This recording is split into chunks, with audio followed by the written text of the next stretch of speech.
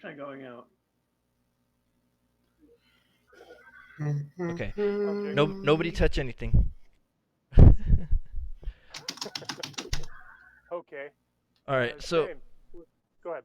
no, go ahead. You guys explain to James what's going on. Well, basically, we arrived on the ship called the Fantastic Voyager, and the captain's name is Emilio, and he says he's got a pilot that's down below. His name's Guavagool, I believe it was. He is he's attempting to repair the ship. Yeah.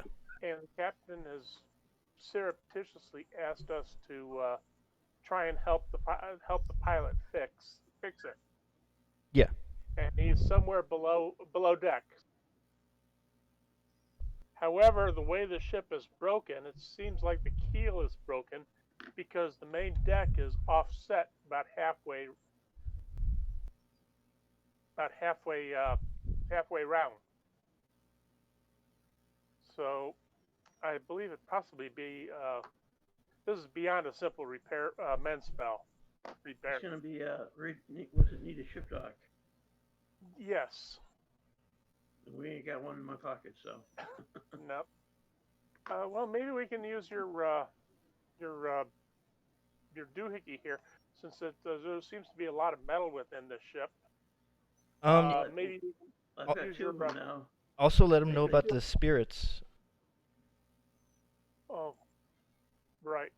The spirits have been wanting to escape from the void where the ship has been traveling. I've never heard of a ship being able to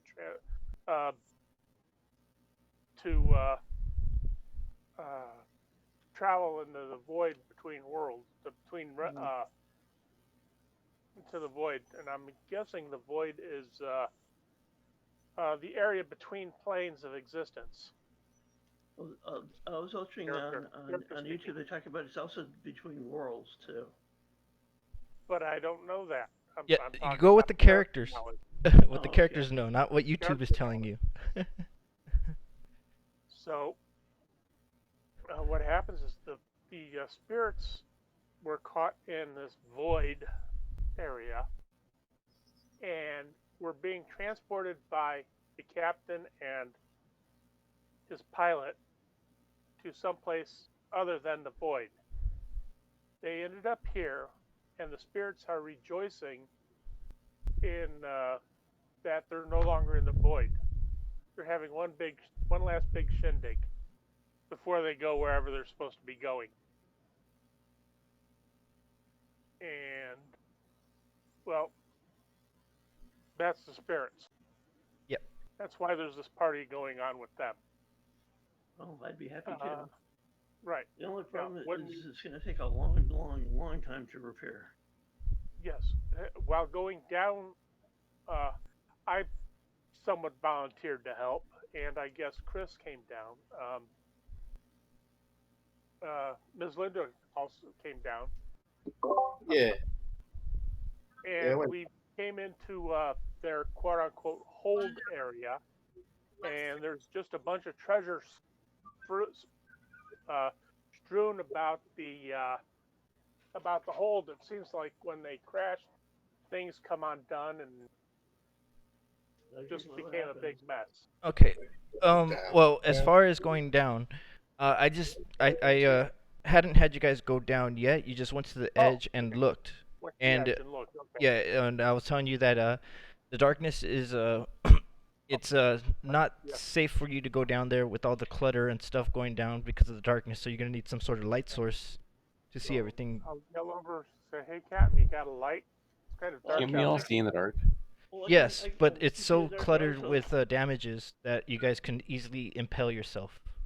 Well, I can make the little lights. But aren't like half of us radius. impaired by light? Too, but I'm not gonna.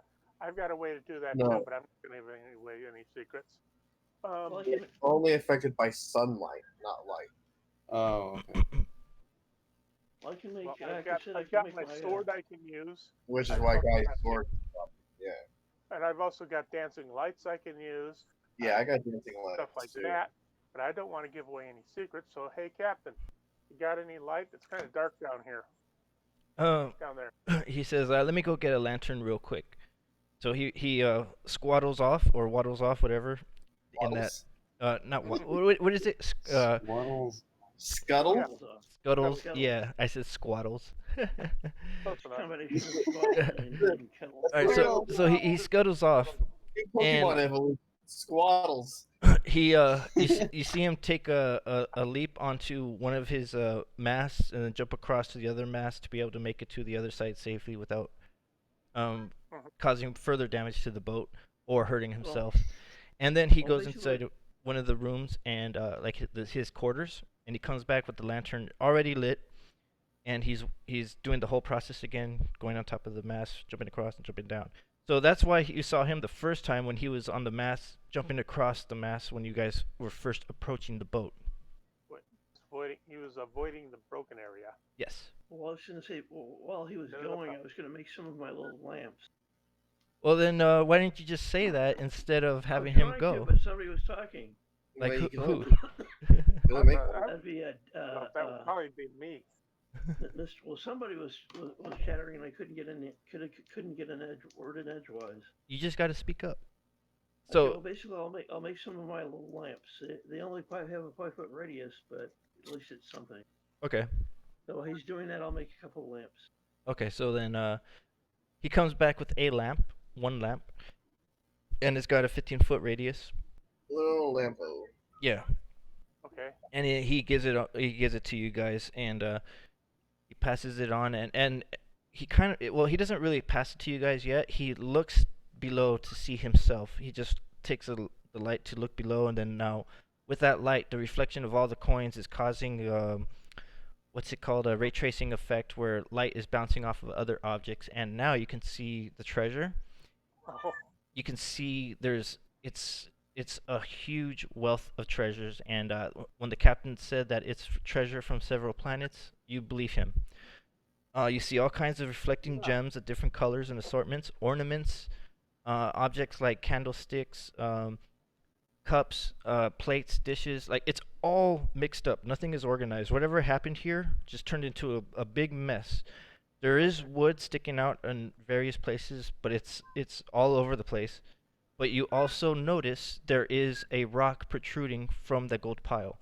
And there's the pit where the gold is, like, in the bottom. Or it looks like a ring of fortune, and in the middle is a pit with the rock protruding from the side of it. And if you guys roll perception, I'll let you know more about that rock. 15. 15? So Captain, what is the status of this treasure? Is it like up for grabs or anything? He says no, but if you're able to help with the mending of the ship, or if you're able to help the captain, if you're able to help the pilot, you will be greatly rewarded. But in order to repair the ship, that's probably what this fortune's going to be going to. You're not planning on stealing any of the gold, are you? I mean, it crossed my mind a minute or two. It's better to be honest. A lot of loot to want to pass up, my dude. He goes, honesty is good policy. Or honesty is the best policy. That's what he says. And so, who got higher than a 12 on perception? Me. 15. I got an 11. Okay. I don't even have my dice in front of me, so. Okay. So, Wiley, on that rock that's protruding from the gold, it's pretty much like a spike. It's not a thin spike. It's a good sized spike, and you see a symbol of a circle. There's a circle engraved on the rock, and what's his name? Leonardo sees it too.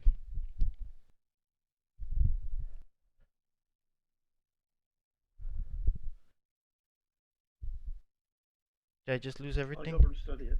I do have my little light. We still have you, yeah. Oh. You're gonna jump down, Leonardo? No. I have my little light. And I have the homunculus that can fly. Okay. Fly. All right. So you're sending your bat. homunculus and the bat. Okay. It's a circle. And a light. It's a circle engraved in the rock. What kind of circle? Nice to know. A round circle with no corners and no broken edges. It's kind of crooked, but it's engraved and chiseled into the rock. Should I make an arcane check? You can.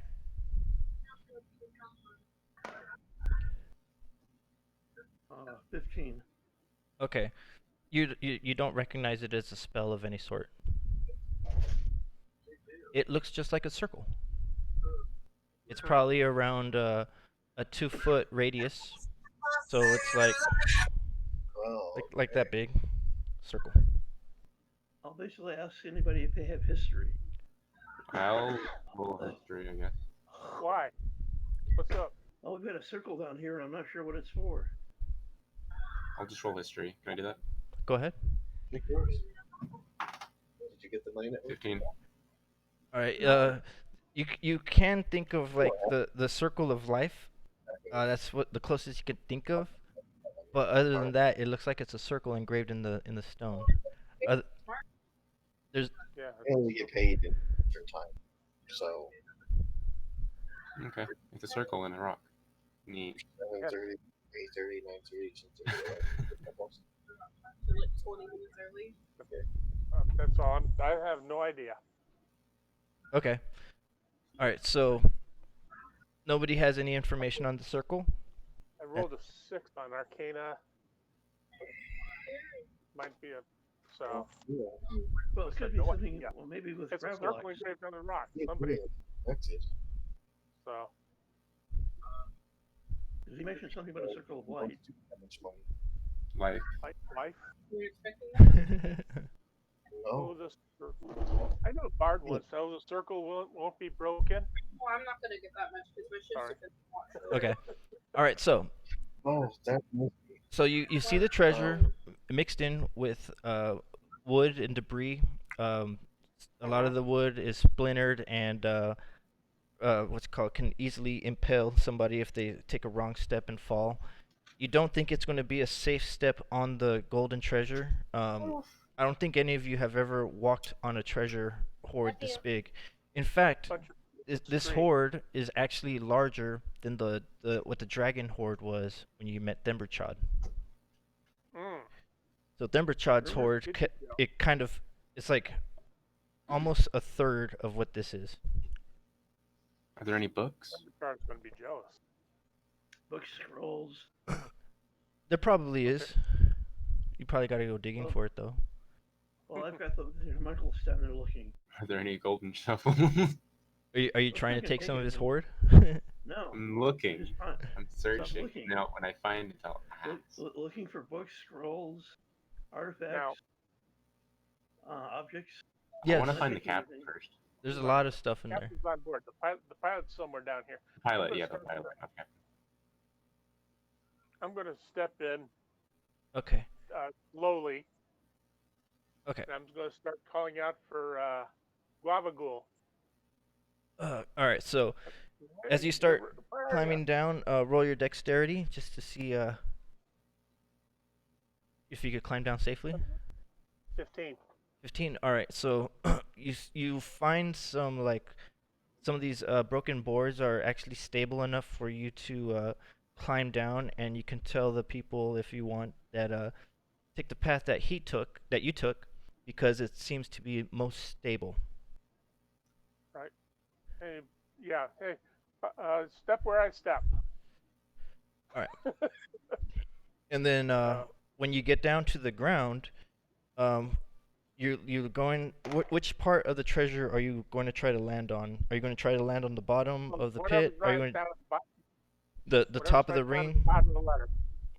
Can Okay. I just have the... All right. So right down at the bottom of the ladder. all right. So it's easiest for you to be at the top of the mound. So you're on the top of the mound of the Okay. treasure.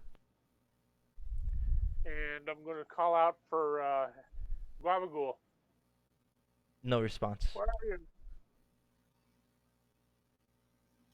Yeah, no response. No response. So who's next? Who's going down next? I'll follow. Okay. The homunculus with a light. All right, well, all right. The homunculus goes down with the light. But who's next to go down the boat? You said Zim. All right, roll your dexterity. Oh boy. A 1. 1. Okay. So as soon as you start trying to make your way down, you actually you step on the wrong wood, and it actually nudges and it forces you to fall down. And as you're falling down, you're banging into other pieces of wood, and your drop is so sudden and unexpected that you're not able to grab a solid piece of wood. Everything you're trying to grab, it just keeps breaking off behind you. And as you land on the treasure itself, you're kind of like in the middle of the mound. And you start sliding down the gold. And as you get to the bottom of the pit of the gold, you disturb the gold so much that you actually start sinking down into the gold like it's quicksand. But it's not a slow sinking. It's actually pretty sudden, and more gold starts flooding in. Fingers, roll your dexterity just to maintain your balance so you don't slide in with the gold. 9. 9? Okay, you're sliding down too. So, as you're going down, Zim, you actually get totally covered by all the gold at the bottom, and the gold sinks down with you. And Fingers, you slide down the gold also, going down the center of where that gold pit is. And you go down there as well, and both of you are totally covered in gold. And on the bottom, Sorry. it's probably around a 15-foot drop. And We're gonna call up for some rope. hold on. And as you go through the hole, Zim, since you're first, you land on another pile of gold below and slide off of that, and it starts veering off into another rock that like a rocky surface that ended up being a dark cave. And Fingers, you fall in right behind him, and both of you guys are now down in this exposed cave with no way to get back up without touching the gold and making more gold come down. I'm gonna explore the cave. You're gonna go right away explore the cave? Okay. Yeah. All right. Figure out where I am. All right. So the rest of you guys up on top of the surface. Right. Yeah. Hey! Can you hear me? Okay. Can I use spider climb? How does that work on? Well, basically, take some rope before you go. No, you're fine. You're using your spider climb, and you see what happened to Zim and what's it called, Fingers, but the motion was so fast, kind of like it was weird. It was faster than it was just as fast as a wave of crashing water, pretty much, and you could tell that the standing on the gold is not very it's not solid, so. You make your way safely down with your spider climb. Pro tip: don't land on your face. I'll yell out to basically Chris's character again. Do you have any rope? You're Probably. yelling it to who? I'm just yelling. You guys don't. Okay.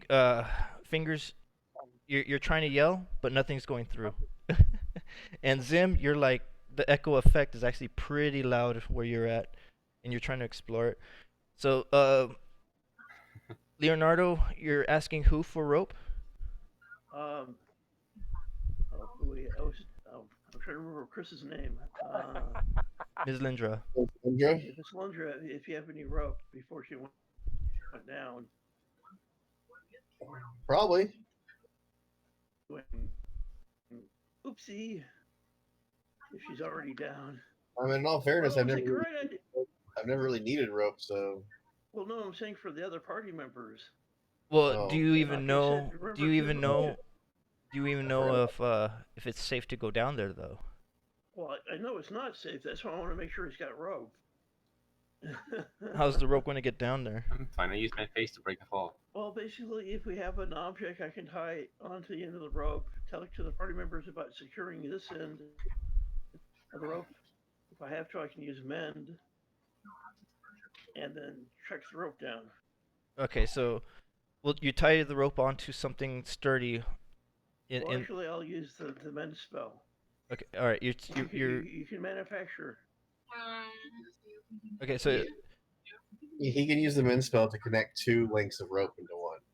yeah, I believe you guys already have like a 300-foot connected, right? Well, no, I'm using the thing to connect, basically wrap it around, and then connect the rope to itself. Okay. So in other words, I don't have to tie it. It'll be connected to itself. So if it breaks the rope, it'll okay. nothing I can do. All right. So you find something. When it's slipping. You find something stable. That's a large piece of plank it's fixed in pretty good. It doesn't look like it's going to budge, and you wrap the rope in the loop and you mend it together so it's just melded. Right. And what about the other end? What's happening now? Well, basically, I'll tie something to it. I'll try to find something so they can see it.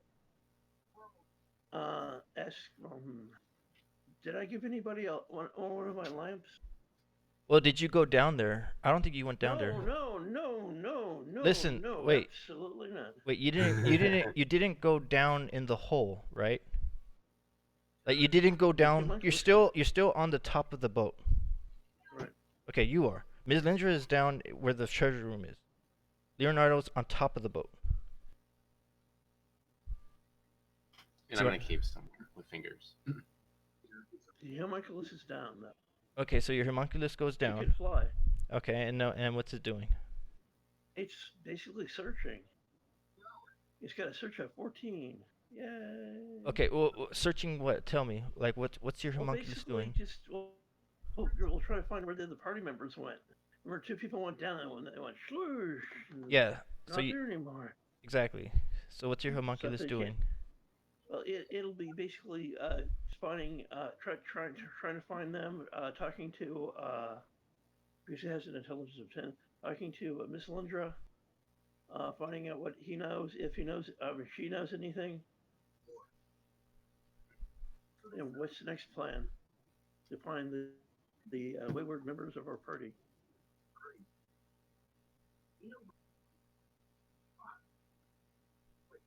Go ahead. Chris and Leonardo. Yeah, we're down here looking for the pilot, right? We might as well fucking be down here looking for the pilot, I guess. And are there any doorways? Hatches? There's... In the Navy, there are hatches, but... No. I mean, yeah, there is, but it's such a disorganized mess. Like you see that there is a hatch that's half covered with gold and debris, and you're not going to be able to clear all that room to get through that hatch. And you highly doubt that the pilot is in that hatch also, from the looks of the. Are there any other compartments down here? There's a single compartment. There's a few, but it's the same situation. Everything is blocked off and cluttered, blocked off with clutter. And you reasonably you don't see how Global would have gotten inside one of those doors before the crash. Well, the homunculus is tiny. Yeah, your homunculus is tiny, but it's not going to be able to move a door. Well, it's true. I'm saying I'm looking around, charting, telling the rest of the party what it sees. Which rest of the party? Who? Well, the people that didn't go down. It's just okay. All right. Okay, so everybody on top of the surface, you're telling them what? Okay, so like Ront, Darendil, and all of them. You're telling them. Do you tell Ront and Darendil and Eldith what happened to the other party members? Yeah, they went sliding down. Yeah, I just got paid. It looks fun until the point they got lost. All right, so Eldith says, "I'm going to try to go down there too. Let me get." No. Lightning gold, lightning sand, lightning gold. Absolutely not. Well, Elders, my responsibility. I don't El- want you getting lost. Elders rebuttals. We also lost we've lost 2 party members. Yes, we have 2 party members missing, right? So she says, So we need "Are to we make going to sure that just?" you get secured. Yeah. No, we have to make sure you're secured. Make a rope harness so you don't go sliding down. Become the 3rd party member lost. Well, then make the harness so I could go down there and help. Well, I'll use the men's spell and some rope and make a harness Around her. using the men's spell. All right, and then To her. Darendil and Round, and they're grabbing the other end of the rope so they could gently lower her down. And as she gets lowered down, she finds her footing, and she sees Miss Linder down there.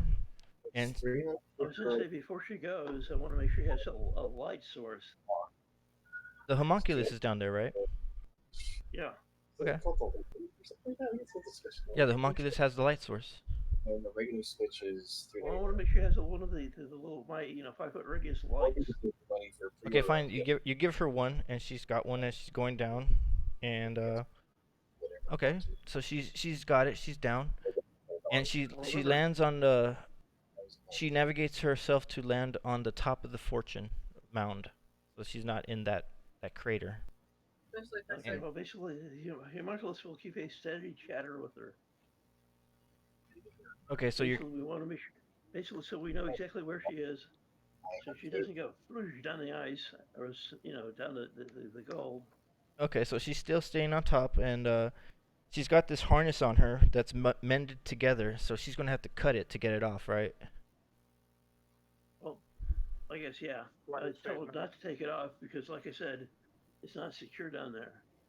And falling down the hole. Ms. Lindra, you have any ideas of how to get our companions back?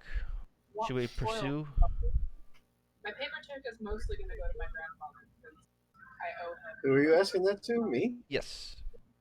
Eldith is asking you, the female dwarf. I thought we were all down there. Weren't we down? No. Down in the pit? It's just you and her in the treasure room. Homunculus. And the homunculus. Oh, I thought we all jumped. Oh, okay. I was talking about climbing down the money down in where Guy and Wiley went. Oh, you're gonna try to go down the same sinkhole. Oh well, I thought that's where I was going. I didn't realize I hadn't gone down that far yet. Okay. Oh no, you're in the treasure room, but you Okay. spider climbed to a safe area where you didn't sink in. Oh, okay. I get it now. Okay, I misunderstood that. Okay. I look down the hole. Can I see them down there? No, it's covered with coins, treasure, debris, wood, artifacts. Where they went, it's just covered again. Okay. Well, I won't look at said that. artifacts? What kind of No, artifacts? they're probably dead. Got me all excited.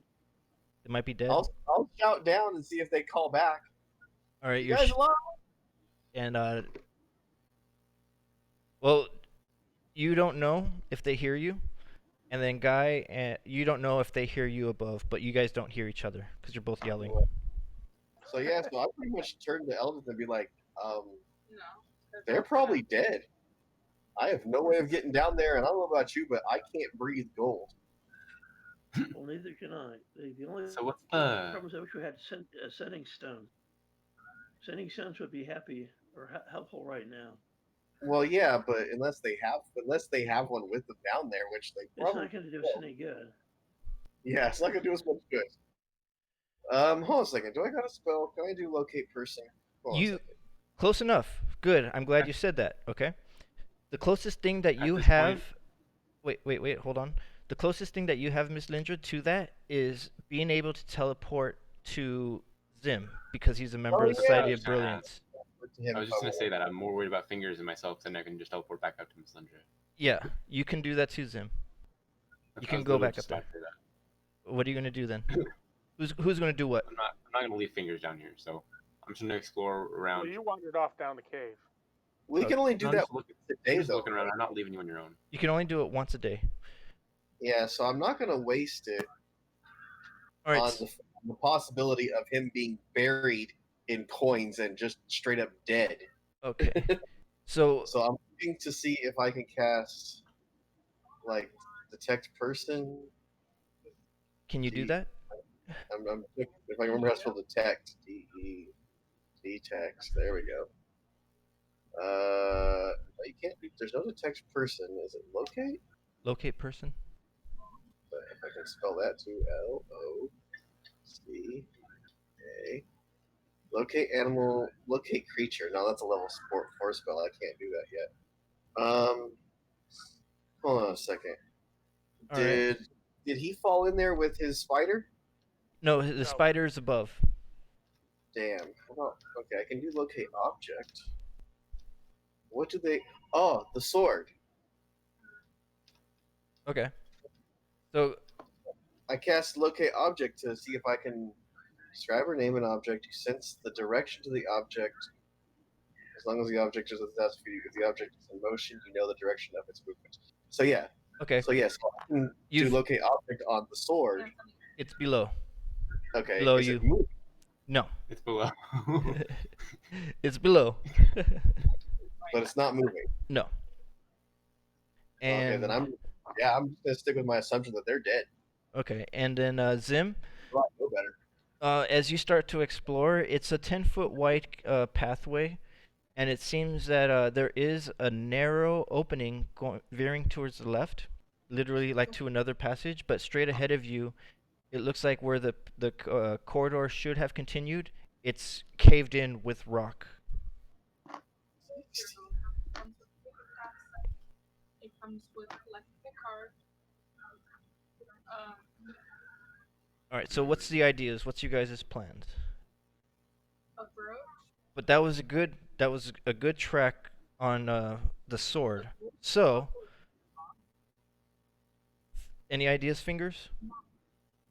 I'm trying to think of something. I'm trying to get my spell list here. I forgot to write it down. This is a bad idea. So locate object lasts for 10 minutes. Okay. So anytime between now and the next 10 minutes, he starts moving around, You'll know that he's alive. and I'll know he's alive, and then I'll go into rescue mode. I'll yell at Zim to hold on a minute. Don't go wandering off. Do I have the lantern that the captain gave us?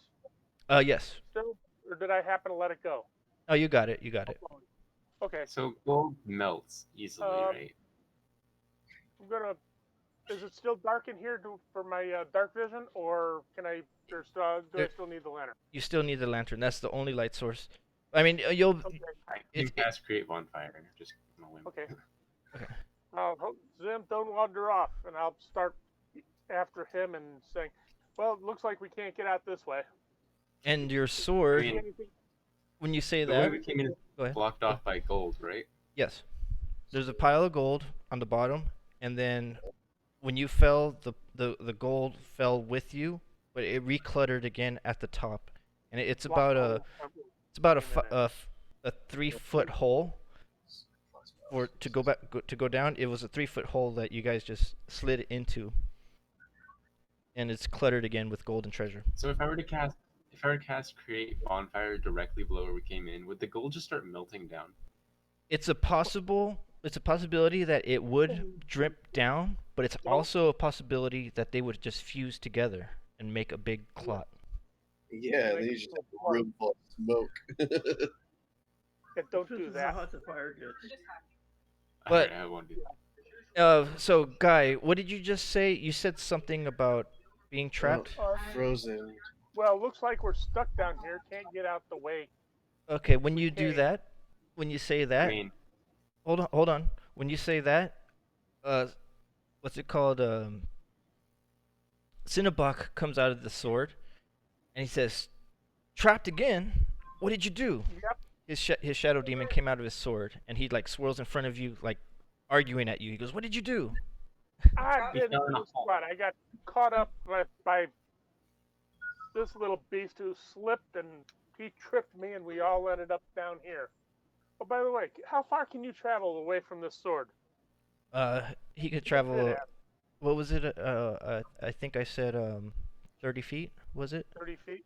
But or no, 100 feet.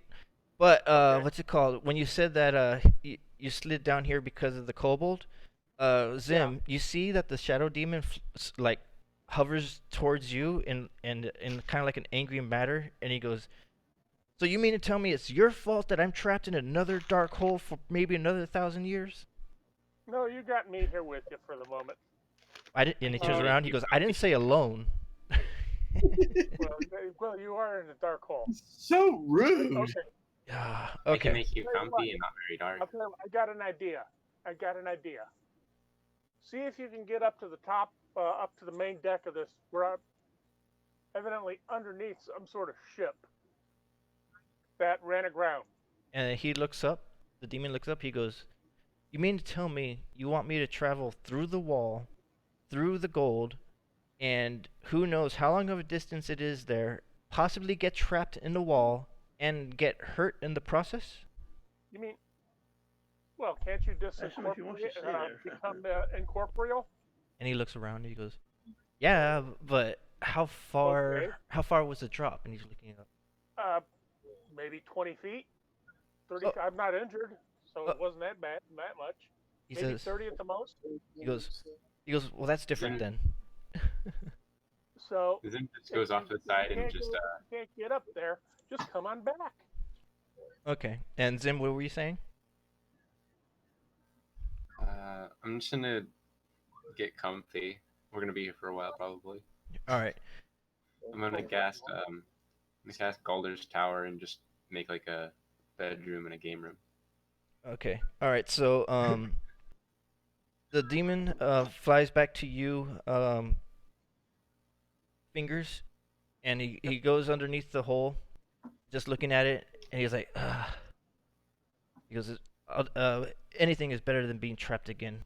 And then he goes up through the gold, and then you guys, Eldith and Ms. Lindra, you see Cinnabog's horns and his head pop up through the gold. He's right there. He's like looking at you guys. He goes, "Well, you guys coming or not?" How do we get down and get back out? And he says, We don't want to get stuck. He says, "I don't know if you guys could get out, but they are down there. Zim and Is alive down there? yeah, Zim and Fingers are they're trapped down there. They can't get back up." And then he floats above the gold, and he's just looking at you guys, floating with his arms crossed. Huh. Okay. Getting in is easy. Getting out's the problem. And Fingers, if you want to, roll a wisdom check.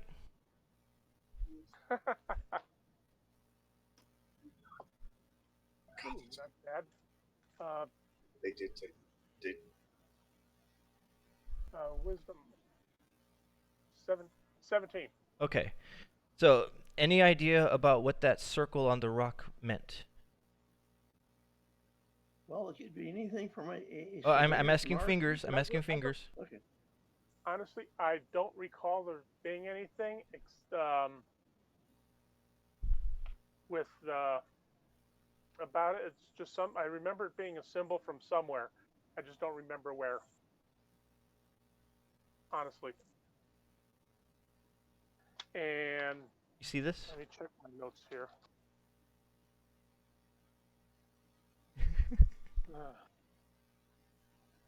My mind, I just watched second Kingsman, the Circle of Circle of Gold, and my mind went going to that. You see the screen? No. Okay.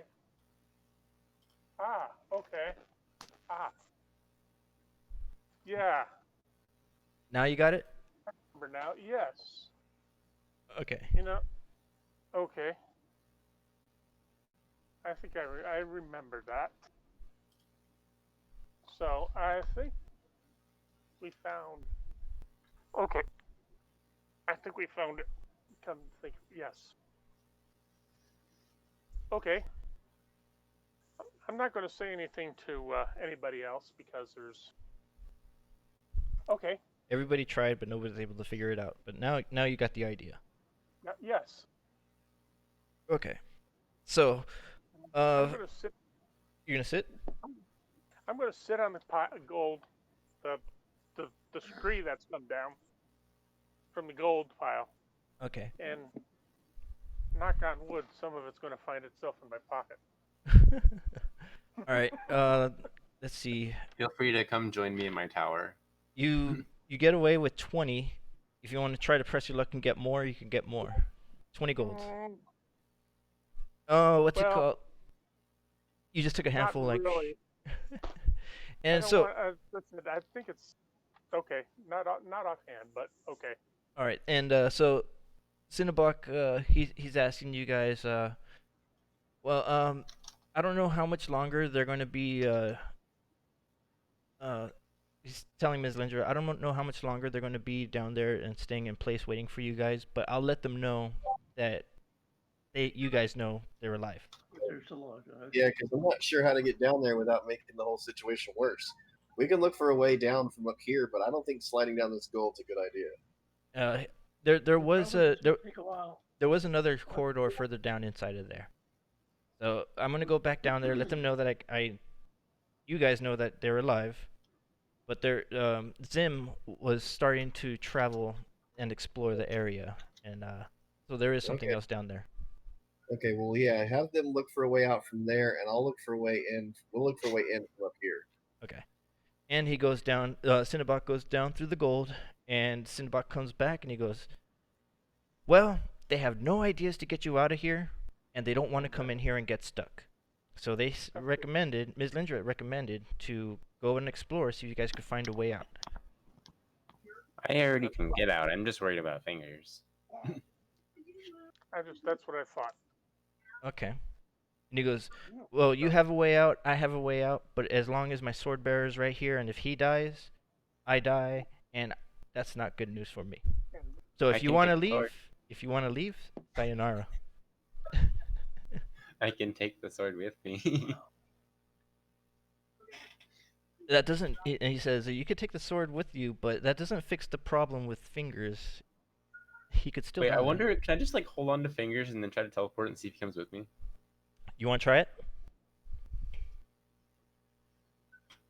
Yeah, I'll just pick up, I'll see if I can I pick up fingers? You pick me up? No. Roll your strength. A kobold holding a half drow. Yeah. I'm only 5'3", but still. That's not the point. Probably twice He's as big as smaller than Kobold. you. Probably about half that. 17? Wow. To your amazement, Fingers, the kobold is carrying you. If you allow him to carry you. What in the heck are you trying to do? Alright, I'm gonna pick you up and I'm gonna teleport. Okay. To Ms. Lindra. Alright, you teleport to Ms. Lindra, and you're on top of the gold pile, but Fingers, you fall on your ass. You didn't go with him. Yeah. Nope, I didn't think I did. So now you're down there by yourself. And let me roll a chance to see if your lantern breaks. That's what I should have done the first time. So 50%, 60% chance that it does not break. Okay. Okay, it did not break. Great. Run. Is the rope still Okay. down there? I'll have the. I wish that worked. The That would've been Heracles great. give the rope Yeah. in, to Zim. Okay, I guess that didn't work. Okay, so James, what did you just say? Oh, basically, I'll give the Heracles will give the end of the rope to Zim. So basically, he doesn't slide down the hole again. Oh. A harness on me? Well, no, it's just a rope. So you've got the harness on, what's her name? Dwarf lady. I can't Eldith. think of her name up. Eldith. Eldith, thank you. She'll cut it off. No. God, no. We don't want more people falling down the hole. Can I just jump in the hole again? Because I feel bad about leaving fingers down there. Okay, so you're gonna slide down the gold, or you're just I'm gonna take the rope with me, but yeah, I'm gonna slide down the hole. I'll talk to Miss Lindra. Eldith has the rope on her. I'm saying as long as she stays in a harness, would it be safe to send her down the hole? Zim? I think it would be fine.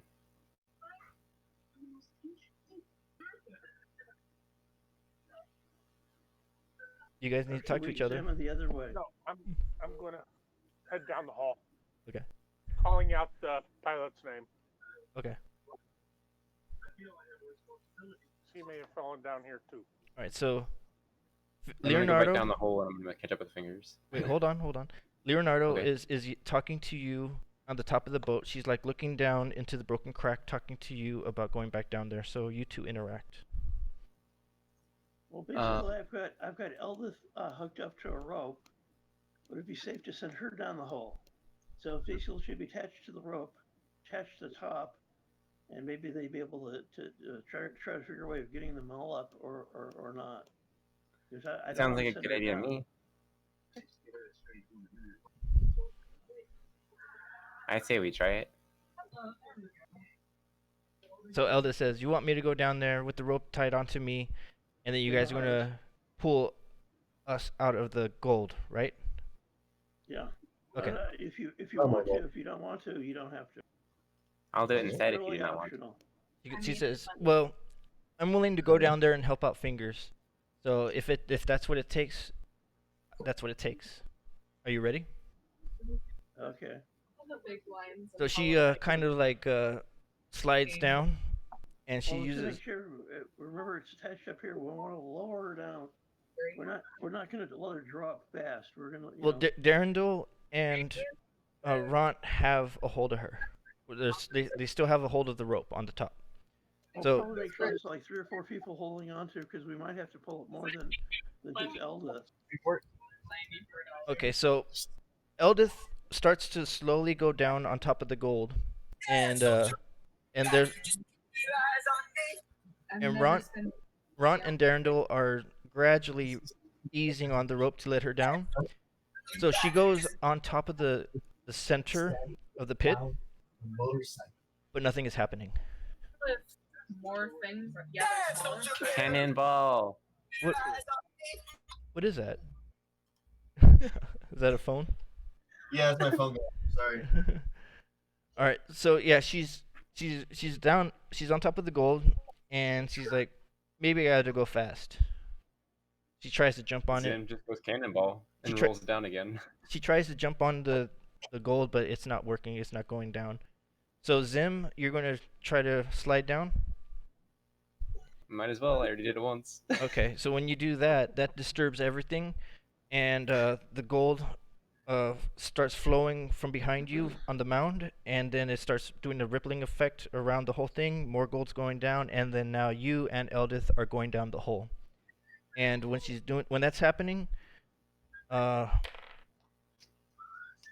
and Darendil are holding fast to Eldith, so she's not really going down the hole, but Zim is. Let her go down slowly. Let her down slowly. Slowly. Okay. As they start letting her down slowly, okay, Zim, you go through fine. Eldith, she gets stuck in the gold, and now she's in trouble. I'll try pulling her out.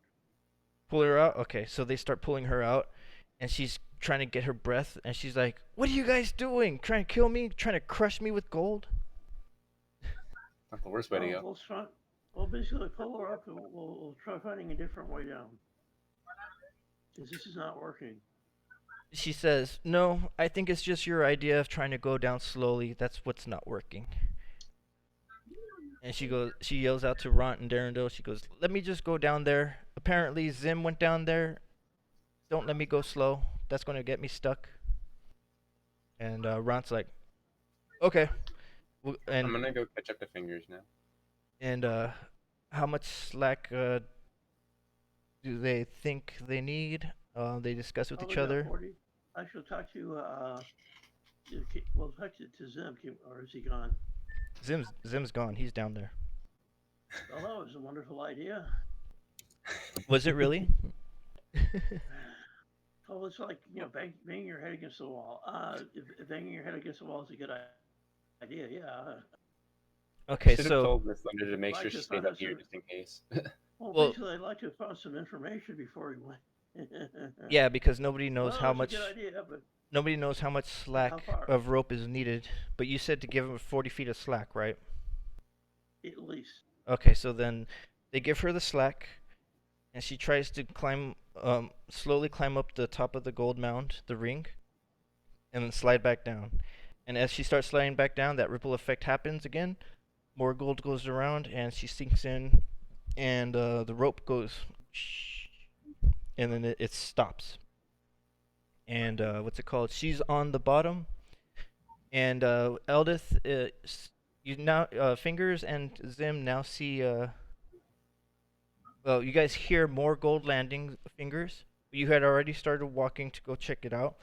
Zim, you see Fingers is at that extra pathway that you found, and you hear Eldith actually land behind you.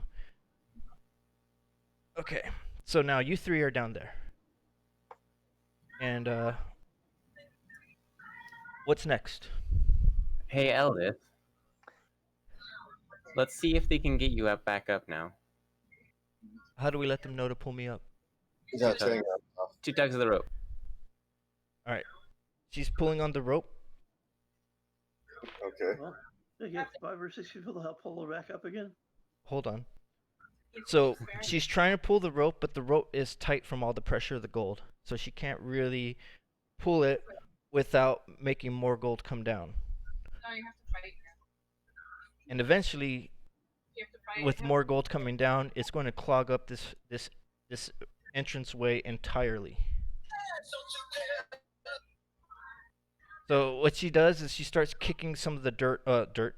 She starts kicking some of the gold away to lower the pile. And then she says, "All right, I'm gonna try to give it another tug." And she yells out, "Fingers, don't go too far, okay?" So she pulls hard. Fingers is muted. Okay, she pulls hard on the rope, and you guys on the top see that the rope is being yanked down, and more gold is sliding down as she yanked on the rope, and you guys just saw that there was a tugging on the rope. Okay. Well, unfortunately, this is not going to work.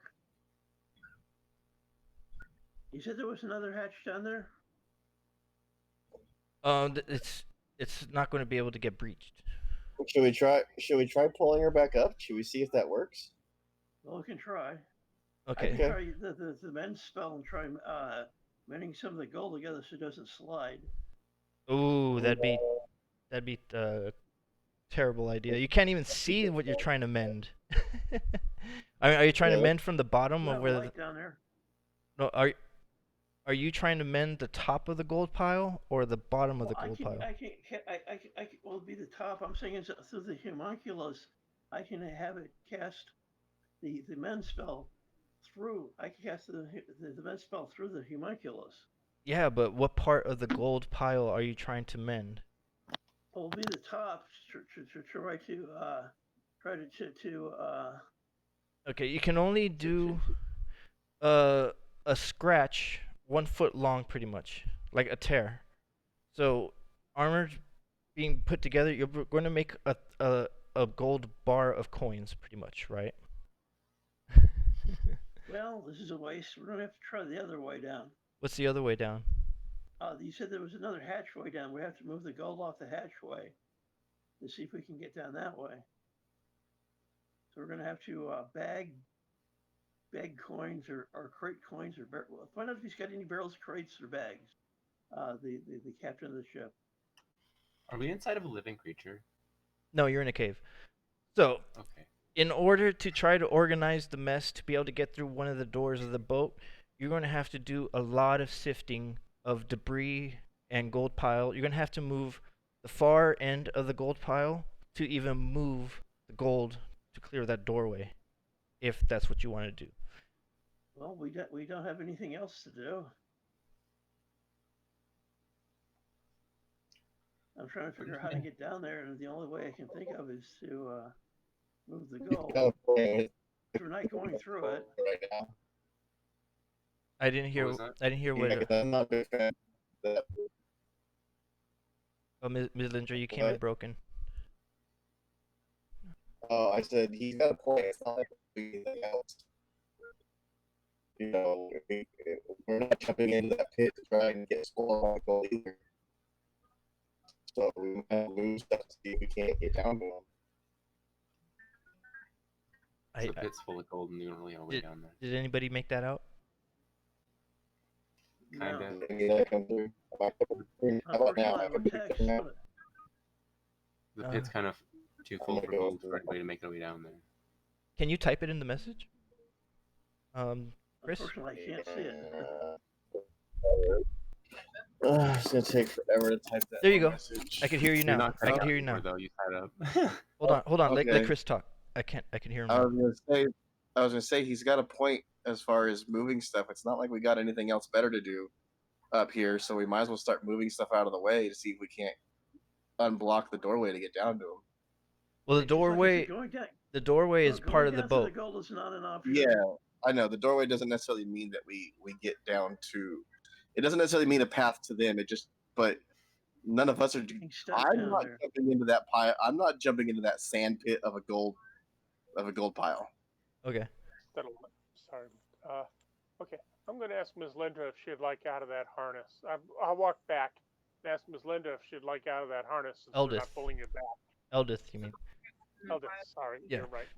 Well, I mean, we were gonna try and pull her back. Did we not do that? No, not yet. Because I just said that you saw the rope was being tugged down.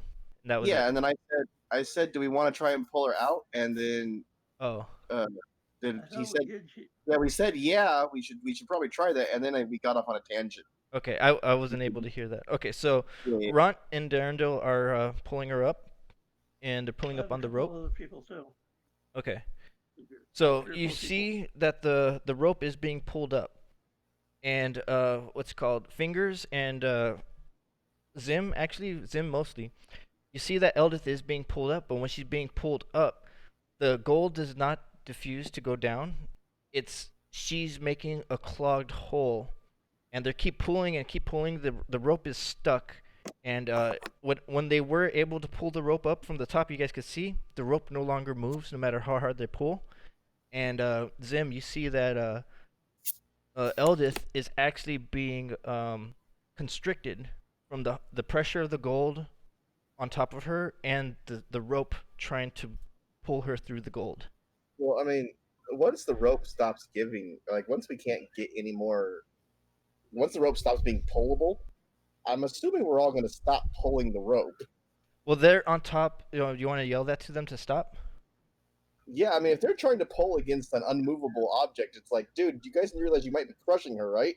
Okay, they ease up, and then Eldith is just she's fixed on the top of the clogged hole. She's fixed up there. She's just sitting in there. She's like, ugh! And she wants to. She's about to cut herself out unless you guys help her down. No, I'm down at the end of the hall. Yeah. Zim, you didn't do anything?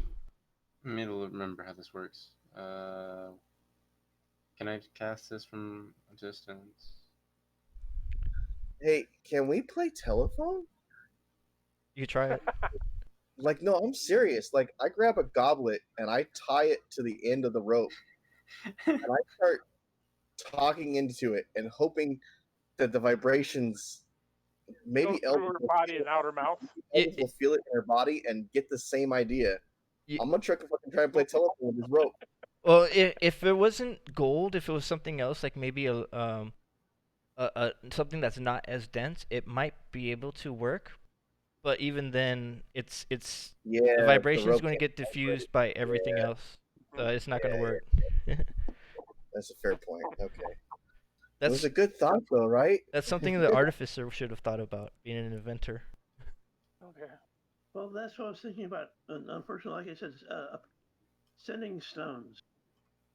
But unfortunately, as you point out, I'd have both ends to send. It's like having walkie-talkies. Well, we should have sent one with Eldith when we threw her down there. Yeah, so Eldith, she's being constricted. She still has the gold of the pressure on top of her, and she's suspended in air. So Eldith cuts herself out of the harness. Okay. And she falls face first, and she takes I'll cast Feather Fall on her before she falls to the ground. Okay. All right. So she's falling, and then there's gold coins that are slowly trickling down on her back, and she's on the ground again. And she's like dusting herself off. She's like, "What the hell, man?" What are they thinking? Looking up. I'm not sure that most of them know how to think. And then Rude. I heard that. In character, not in person. okay, so up on top of the gold pile, what's next? You guys don't know that Eldith cut herself off of the rope. You don't know that she released herself from the rope.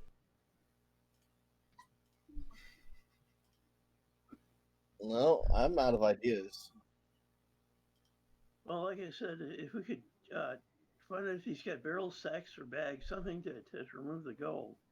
Okay. Unless it's magical gold. It's a huge pile of gold, and if it's the way that you're describing it, it's like, you ever tried digging in soft sand? Have you ever tried digging a hole at the beach? The bigger the hole is, the more sand falls in. You have to dig a giant hole just to make a small hole. Yeah. The only other way is to. Well, the problem is if it were sand, it'd be easy because we'd add some water to it. That would kind of stiffen it up. The only way to do it would be to shore up the hole as we dig. Is there large planks of wood that we could kind of embed into the gold to hold back? You can try it, but as of right now, you could try it, but as of right now, it's just you down there because Leonardo is stopping everybody from going down into where this treasure room is at. So you're down there by yourself. We've got the homunculus is down there. Your homunculus is only going to carry like what? A gold coin in each hand? Yeah. Well, no, I'm saying is if we could get some way of confining the gold, like a bag barrel, some way of putting the gold so it wasn't dripping down into the hole. Because in one ways, it's not like sand. Can remove enough of the weight. All right, so what is the homunculus going to do for that though? Because the homunculus can only carry so much. It's got so little hands. Well, basically, I'm saying if we can get a barrel down. He wants to try and basically bail out the gold. As if it was water, he wants to fill up an object and move it to a new location. Okay, so as you go, just imagine if you're in the bottom of this ring of gold, if you try to pull gold out from that middle, more gold from around the ring is going to go into there, and you're going to have to do so much of it that eventually the ring would even itself out, and then it would just basically fill itself back again, and you'll have a smooth surface of gold. You could try that, but then you're going to have to worry about digging the hole out again. So even if you got a barrel in the middle. Okay, well, basically we'll give up on that one, then we'll look. You said there was a hatchway, a different hatchway? Yeah, there's it looks like we're going to do the one thing that we should never ever do. We're going to split up the party. Those of us up here are going to. Yeah, those of us up here are going to take the time to shift the stuff away from the doorway until we get it clear, and then we're going to move forward through that doorway. It looks like the rest of the party is going to have to go on their own. And then, so Ron is saying, well, do you want us to go down there with you because Leonardo is not letting us go down the treasure room? Yeah. I'm gonna need more than go down. I'll need more hands down here to help me move some of it. Just try and stay out of the middle of the gold pile. I do not need more people getting swallowed up by a freaking vortex of gold coins, which is quite interesting if you really think about it. But I'm beginning wondering, is it magical or what? No, it's just a vast fortune. Yeah, it's just the way that it ended up being. It's very much. Yeah. That's exactly what I was gonna say. It's very much a money bin situation. Okay. All right. Because I don't want to jump into the middle of the vortex. I don't know if anybody else wants to volunteer to jump into the middle of it, but I say we try and get ourselves down to them safely and not risk jumping in and hurting anybody. Well, not just that, but you also have to figure out what to be able to communicate with them too. Communication seems to be broken. The only way that's going to happen is if Cinnabon goes back and forth. But even then, you guys did see that Zim teleported out of there and voluntarily jumped back in the hole again. So, Oh, all right, we're gonna take what a. planet is? I mean, I'm gonna take a bathroom break. I'll be back in about 4 minutes, and then we'll we'll have your characters working with Ront and Darendil to clear out a corridor for one of the doorways in the treasure room, okay. and we're gonna play with the party that's in the cave below when I come back. Well, basically, I'd like to All right, I'll be right back. I want to say Cylindra, but that's not it either. Basically, Chris, how far can you teleport? Any distance, but only to someone of the whatever the group is called. I Society forgot of what it's called. whatever, brilliance. Yeah, the Society of Brilliance. That's what it is. Yeah. How much can you lift I or used carry such a or high teleport? value cooldown and then immediately So wasted I'm saying it. is Zim came up and he brought fingers, but unfortunately fingers fell down and went down the hole. No. No, that's not Fingers what. never moved. I wasn't able to Guy take. fell down the hole. You cannot. I cannot teleport another person with me. I can teleport the stuff I'm carrying with me, but not a physical person. Yeah, That's why I I fell. figured I tried to carry him as an object and it didn't work. And I can only do that. It would have worked if you had used the polymorph spell. Really? Yes. I don't But have Because one. We don't if have it- a Polymorph self into an object. yeah, because you can polymorph because technically he counts as being gear, so your gear melds into your body. Yeah, it's a bit loopholey, and most DMs won't allow you to do it because they'll be like, "Oh no, that's a separate body." But the wording of the spell says nothing about it. So Basically, you wrap them around you and then polymorph yourself into something. yep. And teleport out. Also, I can only do that teleport once a day. Once a day. Yeah, so even if I teleported down there, I would just be down there. Yeah, you don't need to teleport down there. You can just jump in the hole. Yeah, but again, we don't know how safe or dangerous that actually is. I mean, considering that when I was alive and two, I jumped in the hole immediately after using my big once a day cooldown, I would like Yeah, to assume but it'd be pretty. we don't actually know if you survived jumping in the hole a second time. We're not Yeah, entirely right. sure Eldith is even alive. Well, the problem is Yeah. we can get the harness back, but we can't get Eldith back. Yeah, Can because make, what happens, she cuts herself free. If Ront and Darendale decide to pull on the rope just kind of pulls itself out of the gold with the harness, and no It may not. Darendale, and Well, we the go harness like, wouldn't be on the end of the rope because it would be cut off. Unless No. she, Well, no, she no, cut no. it She like differently than just No, like. Well, did she cut it she off, or did she herself- cut herself out of it? yeah, she cut herself She out of would- it. So what we would get Okay. back, if we would get back a cut up harness, and we would look at that and go, Maybe. well, did she cut herself out, or did Or did something something else else? cut her out? Maybe. Maybe Yeah. not. So, Because we if that harness can't fit through that, if it's got a hole there the exact size of the rope, yeah, and you can't get the harness, yeah, won't you be wouldn't be able able to to harness force it. out. Not with the strength that we have right now.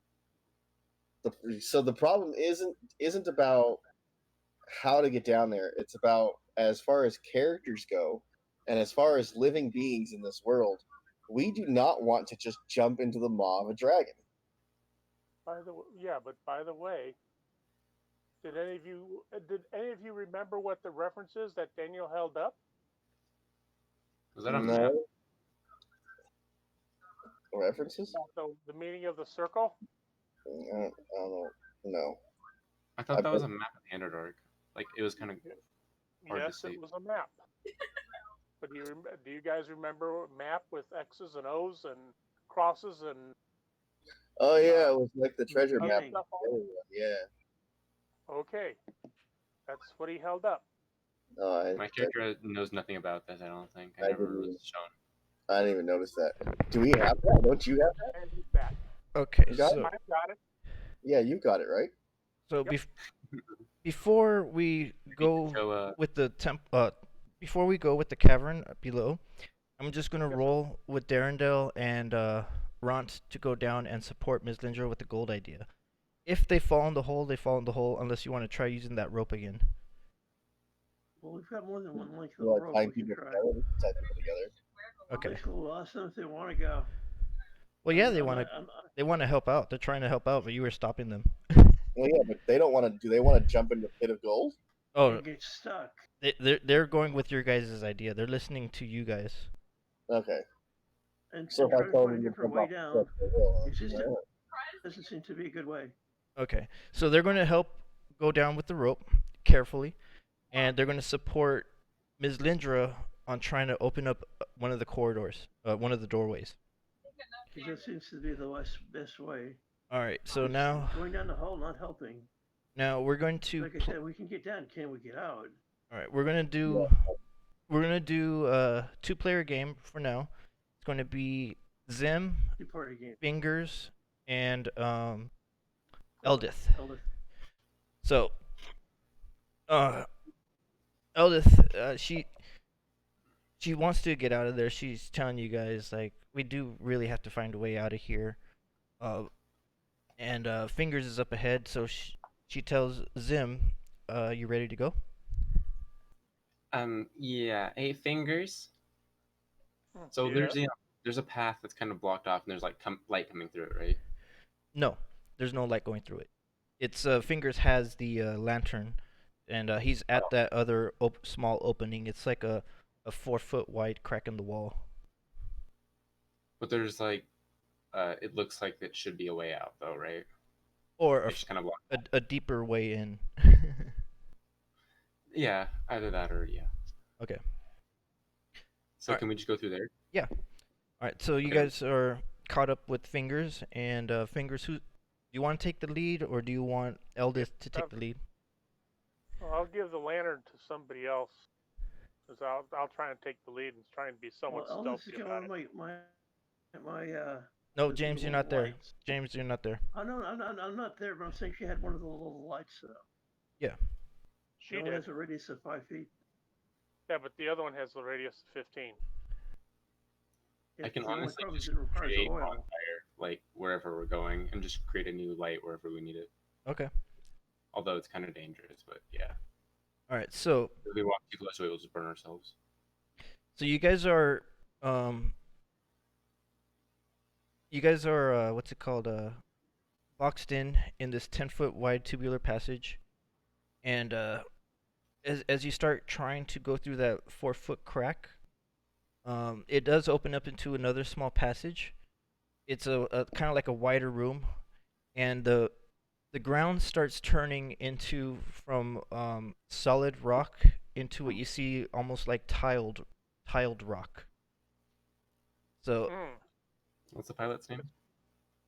Globagle. Oh, cool. Yeah. Globagle. Globagle. Oh, I wrote down guava, like the fruit. Oh, that's fine. So you can I'll just shout his name as we keep going along, I guess. Hopefully, like every 20 feet, I'll just shout out his name. All right. Well, See if the air is pretty stale and stagnant, and you don't have the indication of any fresh air inside of here at all. So you don't know how long you're going to actually have air inside of this cavern, but it's still breathable for a while. And as you travel further into this room, it opens up about 15 feet wide, and it narrows on the opposite end. And then there's a path that goes to the right and to the left.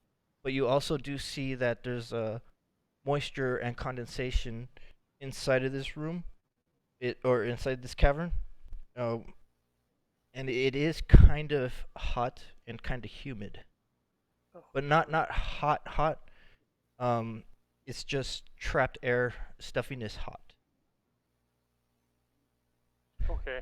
that being said, I'm gonna stop creating bonfires everywhere and burning up the air. Okay.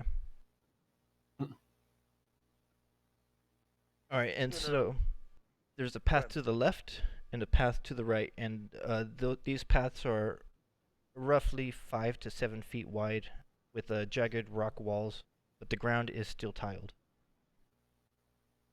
Well, which way would you like to go? I would like to search for indications of some sort that might help us figure out which way we should go. Does anybody have any ideas of what we should look for? Footprints No would be a footprints. good idea. You're not Didn't seeing any think so. footprints? But yeah. I'm just telling you. Oh, okay, Footprints would be a okay. good idea. There aren't any.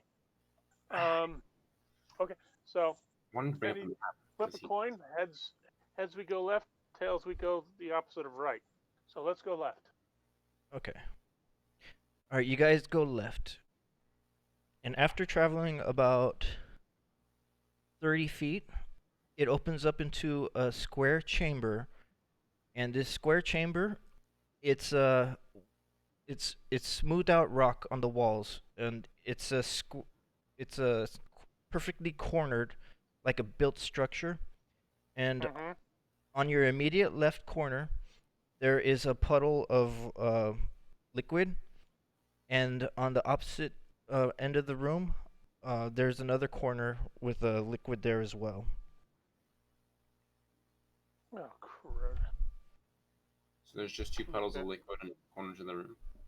Yeah, it's like murky liquid. Is there a way to advance further, or is this an dead end? Oh, sorry. This room is only 15 foot square, and on the right side, the right wall, there is another corridor. It's a 10 foot. No, it's a 5 foot corridor, perfectly walled. And but you're still at the beginning of this chamber, and you saw this murky liquid on the 2 corners. Okay. So we can go back still, right? If you want. Yeah. Yeah, do I because have paper on my character? Can I just like start drawing out like the route we've gone? Yeah. Right. I don't think I do. Okay. Oh, that sucked. 1 second. You want to go? Oh, yeah, no, I have paper and pen. So what's up? You want to continue on this way?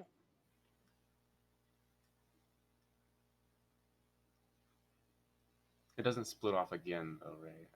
Yeah, there's another entranceway over there. That's still just in this one direction. It's just like boop boop. There's not like another split off. We split off once. We're not gonna split off again, right? No, it doesn't. It just we just came to this one room. And it goes off in one direction with the hallway and the door on the other wall. Right. All right. So you're advancing through this square corridor to go on the right path, the path on the right. Yeah, but before we keep going, I'm gonna have everybody stop, and I'm gonna just like chart out where we are. Okay. Okay. So starting from where the hole is that you guys fell down, draw a rectangle. It's 10 feet wide and then 30 feet long. Close enough. That's what I got. And then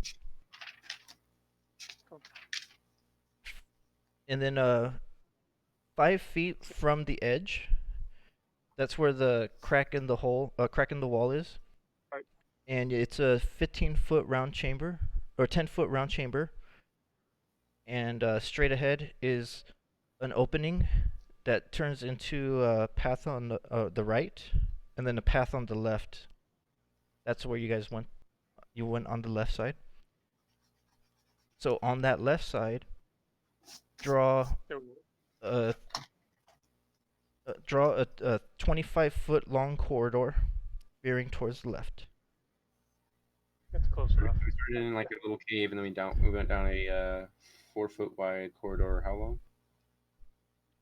25 feet. Daniel, dealing with an old-time gamer here. I've already got it. Okay. All right. And then you're at that square room. Yeah. And on the right wall of that square room, from where your hole is. Left, yeah, you went left. But on the right wall, that's where the next opening is. So yeah. There's a square room with the right wall, the opening on the right. And the square room is 15 feet. So okay, so And it goes off to the right. Yes. Looking for any sort of trap in the area, Okay. or before we enter into the room. So in that first room, does it veer off like diagonally, or does it go like side to side? It doesn't matter. Side to side. Okay, so you're checking for traps in the square room, right? Yeah. Okay. I'm gonna stay away from the two what look like puddles in the water in the corner.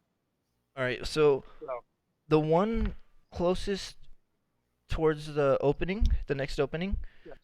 that liquid is actually sort of rippling on itself. Kind of looks like maybe some sort of vibration is making it ripple, but you see that it is slowly traveling towards you guys, and it's expanding from the corner of that room into like a 5-foot puddle that's starting to get a little more mass, and it is traveling towards you guys. It's something's wrong with this puddle here. It's moving. And roll initiative. Ooh. 25.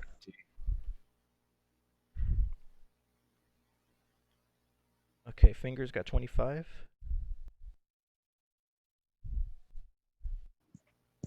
Zim, what did you roll? 17.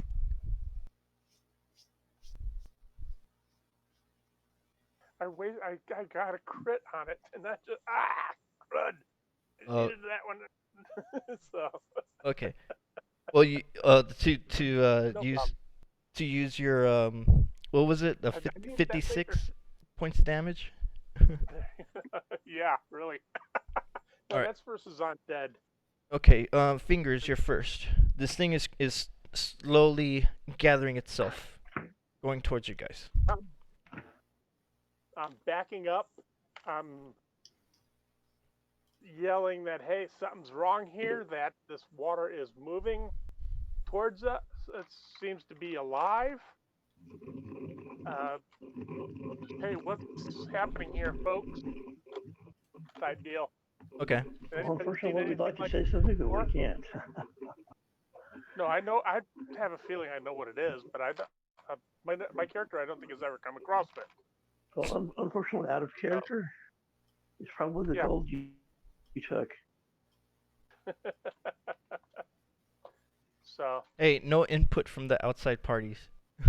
I know. That's what I said, out of character. So. Yeah, no input from the outside parties, out of character. Anybody? As I said, I'm going to keep backing up. Right. Anybody know what this stuff is? As I back up. You actually ran into something similar a long time ago when the were-rats first turned into were-rats. There was that white ooze, or black ooze, I mean. Yeah, that ooze. Yeah, that black. Yeah, that ooze. That's right. I'd forgotten about that. All right, so. Is it a gold ooze? No, it's gray. It's a murky color ooze. Yeah, it could be almost anything in this dim light. Okay, so you're just going to hold your attack? I'm going to back up. Yeah, I'm going to draw my sword hilt at least. Okay. And other sword, and I'm just there's. Hey, I'm just going to warn him. Hey, something's happening. All right, Zim, your turn. You hear the warning from Fingers. Well, it's liquid, so I'm gonna just try to freeze it. Maybe I'm gonna use ice knife on it. You're gonna do what? Sorry. I'm gonna use ice knife on it. Okay, so how does that work? I just rolled a hit, and then after I roll a hit, they do a spell DC save. What do they have to make? Where is it? 15. Yeah, I'm gonna roll the hit first, and then because what it does, it's like a dagger. It's like a dagger kind of throw. Go ahead. And then it explodes. All right. Roll. 20. Crit. Yeah, that's a crit. That hits, and it failed its save. So what happens? Let me look at the damage. forgot exactly what the damage is. Spells usually don't get Ice knife.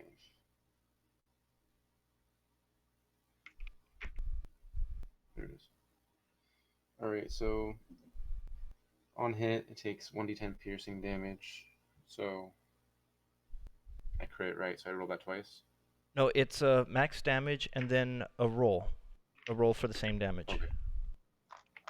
There's 10 plus whatever you rolled on the d10.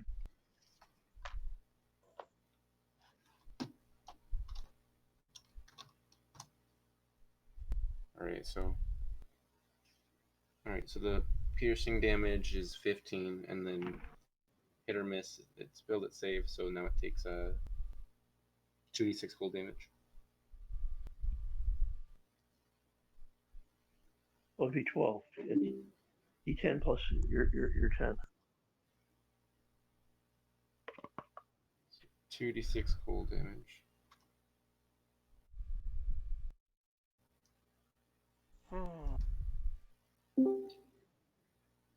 So 5 more damage after that of cold damage. Okay. So 20 damage total, 15 piercing, 5 cold. Okay. All right. So, is there any cold effects that happen with the ice knife? Like So basically, it just like wait, you said it is cold damage, right? That's what you said? yeah. Okay. It pierces into it and it explodes into a freezing kind of a mini nova. All right. So it does take the 15 points of damage, and the freezing effect, it doesn't have the effect that you were thinking of, but it did kind of thicken it a little bit. So it actually took half of the freezing. So half of 5. 3. All right. So now it's the ooze's turn, and it has a 10-foot radius, 10-foot movement speed. And after I do that, I'm gonna back up with fingers back into the hallway where we came. Just okay. FYI. All right. So then it gathers itself up and turns into like a larger mound, and it fills up it's a 4-foot mound, and it's going to try to slap one of you guys. But let me see. Let me see this entranceway. So only one of you can be at the entrance, and of the backing up into that cave that you guys went to. Eldith is inside the room, so Fingers backed up, and then Zim backed up, but Eldith is getting attacked. Fucking shitty goddamn internet.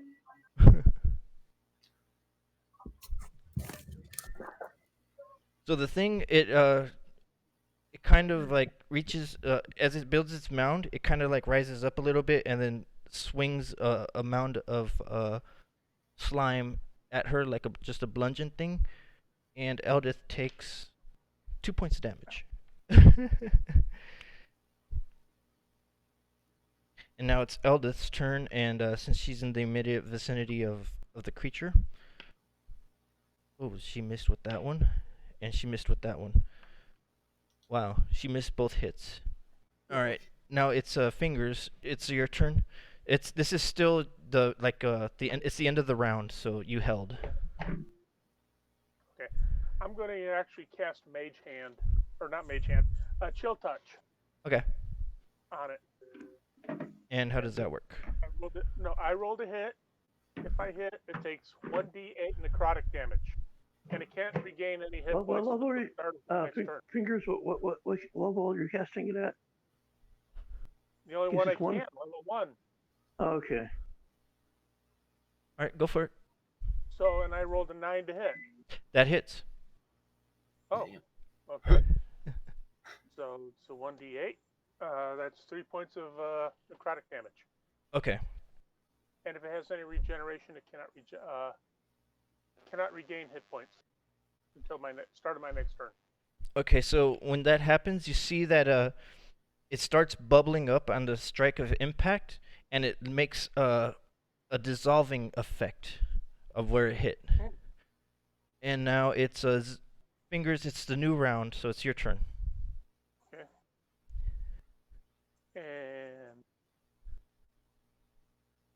And Am I close enough to take a swing at it? You have to run up a bit. It's only a 5. Okay. Actually, yeah, you just have to walk up 5 feet to hit it. Okay. I'll turn on my sword, and I'll take a swing at it with the sword. Okay. Oh man, why couldn't I do that earlier? That's a plus. That's 28 to hit. That's a hit. Its AC is only 8. Okay, yeah, but still, it's Yeah. why couldn't I do that earlier? So okay, that's a 1d8 damage plus. Sorry, my mind just went totally blank. Plus 7. That's 12 points of damage on with that. All right. So you basically do you like cleave it in half or something like that with your? Well, yeah. Or do you want to go straight down the middle? Just like an overhead. No, sideways. That way, one half goes this way, or no, it just flops over. That's exactly what top happens. Half just flops over. That's exactly what happens, and you kill it, and the thing starts bubbling down, but half of it falls off over, and it is dead. It's just turning into a flat liquid now.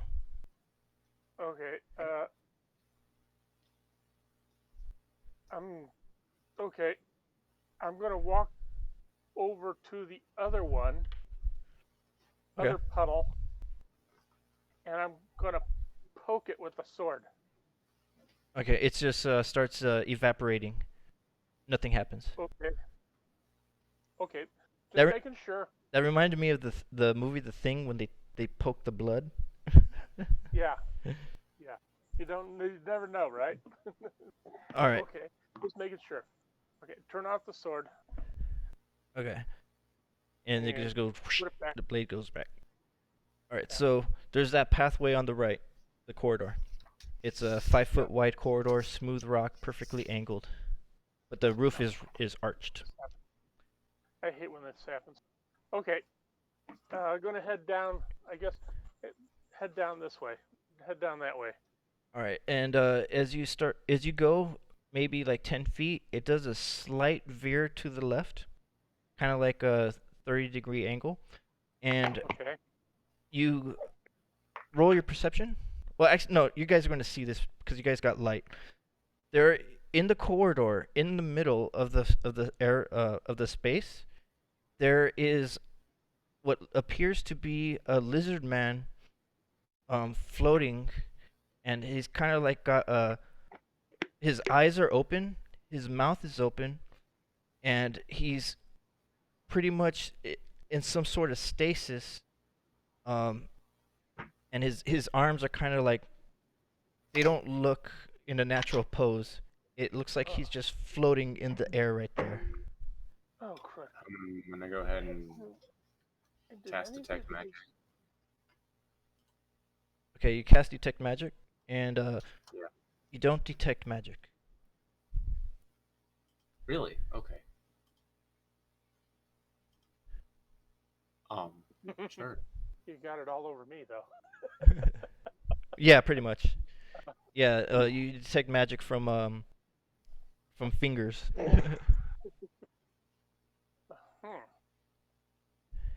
Okay. Hey, fingers, why are you putting them in? Okay, never mind. Well, I don't really want to walk up to him because that might. Did any of you guys catch who or what race this It was a pilot lizard was man. supposed to be? I thought I heard lizard man. Yeah, lizard folk, whatever it's called. Yeah, that's what this guy is. But the pilot of the ship. Anybody catch what race he was supposed to be? Yeah, the lizard. He's the thing in front of us. Oh, he was? Yeah. Okay. Roll your perception, you guys.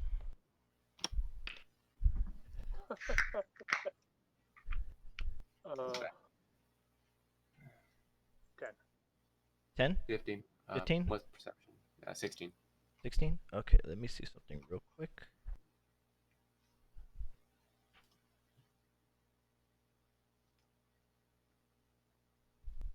All right. So, telepathically, you hear, oh, I have a visitor, another one. Oh, hi. This is new to me. I've never seen a life form until not that long ago. And Zim, you rolled a 15 perception, right? You Yeah. kind of see almost like what's it called? You know how light colors on water, almost like an oil slick? Mm-hmm. You see that in front of the floating lizard folk. So it's you like see this glimmering color effect. It's a slight color effect. It's not very noticeable. You had to really pay attention to it, but it's a little bit in front of this suspended lizard folk.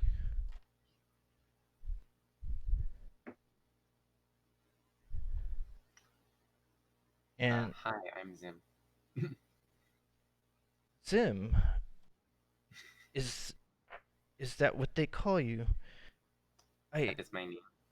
I seem to recall a name myself. Yes, I have a name. I am Globagul. That's my name. And he goes, Can I roll history go ahead. or whatever? What is she? Religion, history.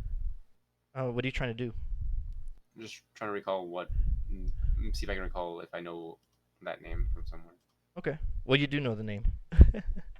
Oh. It's the pilot's name. Oh, never mind then. He says, I have a name. Yes, I do have a name. Globagul is my name. I have memory of a peanut. And he's saying this in telepathically. No. Do you remember what you do? He says, what do I do?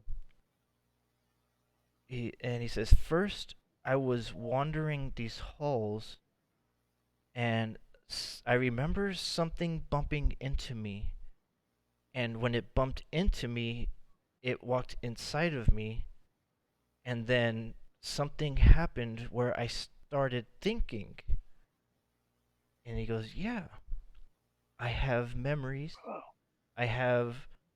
I'm able to put thoughts together that I've never done before.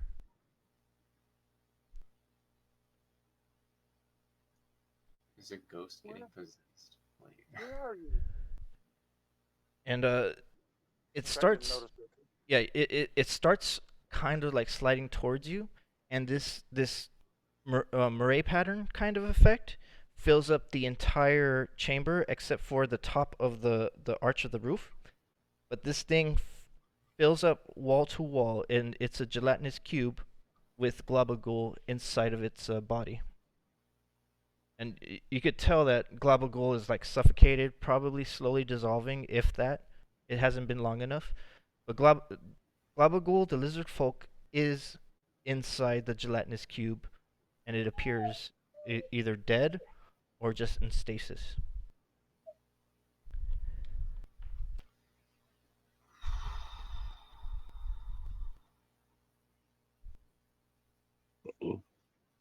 Okay.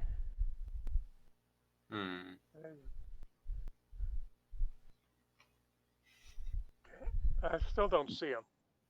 Oh, you see it now. You see it now. Okay. Because Now it's moving closer. It's moving closer. Okay. It's approaching you guys.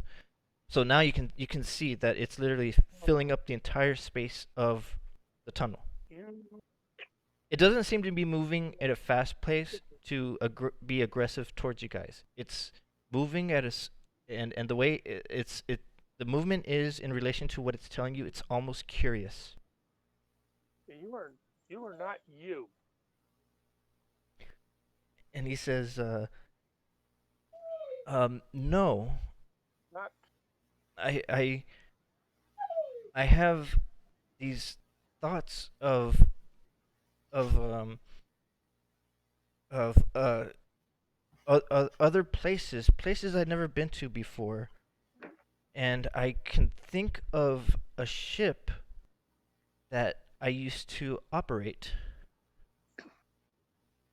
So Yes. why are we coming down to find this guy? We're gonna help him with something, right? You need to The put pilot? this time. Hey, folks, they've.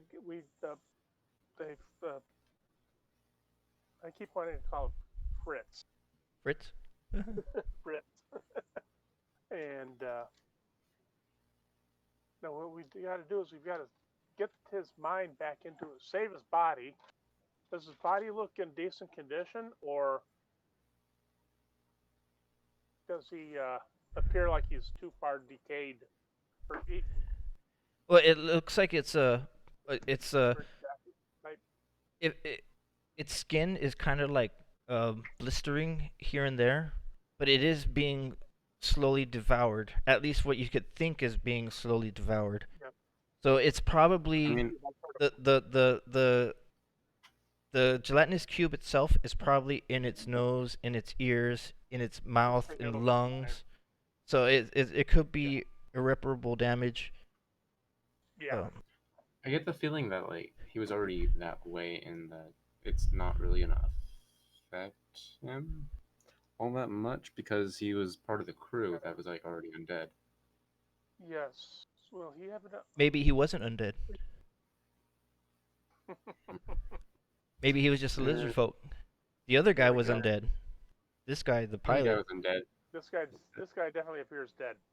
now The other guy yeah. was undead.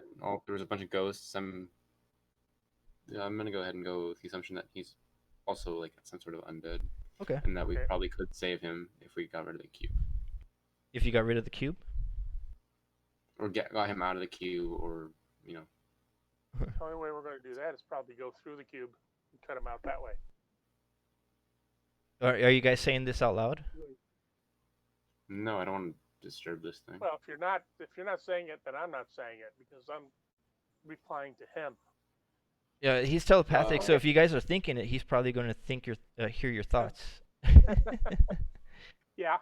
True, that's true. Well, it's him. Since he's just thinking it, I can't respond to him thinking.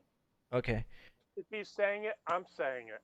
He says, you hear the thoughts saying, I feel like we could save the. he says, no, don't cut me open. I just need to feed. And don't whatever you're looking for, please don't kill me, please. We don't need to kill you to get. We don't need to kill you to get the person out of you. That's It starts sliding away from you guys, and he says, comes with a big step back. he goes, I assure you, I don't mean to bring you any harm. I don't know what happened. All I know is this creature walked into me, and as soon as I started eating it, I started awakening, and I had never had thoughts like this before. This is entirely new for me. I've been in these halls for a very long time, but I've never had a thought of anything outside of these walls. Please, don't hurt me. Please don't kill me. I'll tell you what. Live and let live. Okay. I've got no beef with you.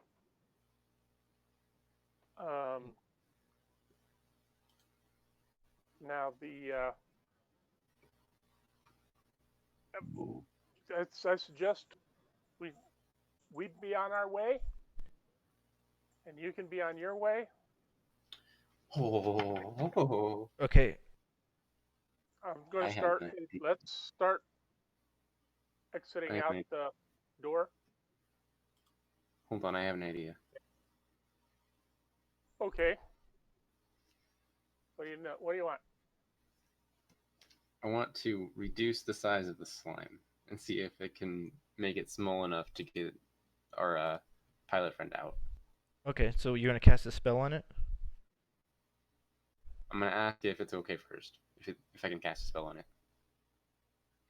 It won't hurt you. It'll just make you a little smaller for a little bit. You can try. As long as I'm gonna ask. as long as you promise not to kill me. And he says, he goes, I wasn't even born just yesterday.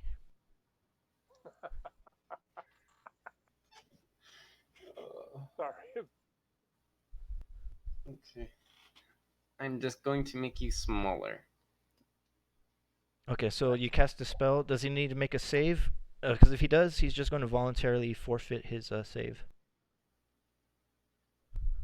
Cast reduce. It says if it's unwilling, he's a roll, but if it's willing, I can do it. Just yeah, he's willing. Yeah. Okay. Okay, then yeah. So it and all its contents inside of it are reduced.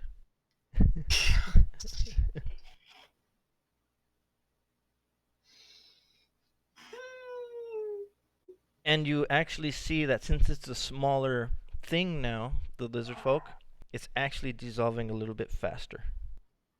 So you can see that its skin is actually turning into a whitish, pale color instead of its normal greenish color, and its eyes turned milky, and it's slowly starting to dissolve faster too.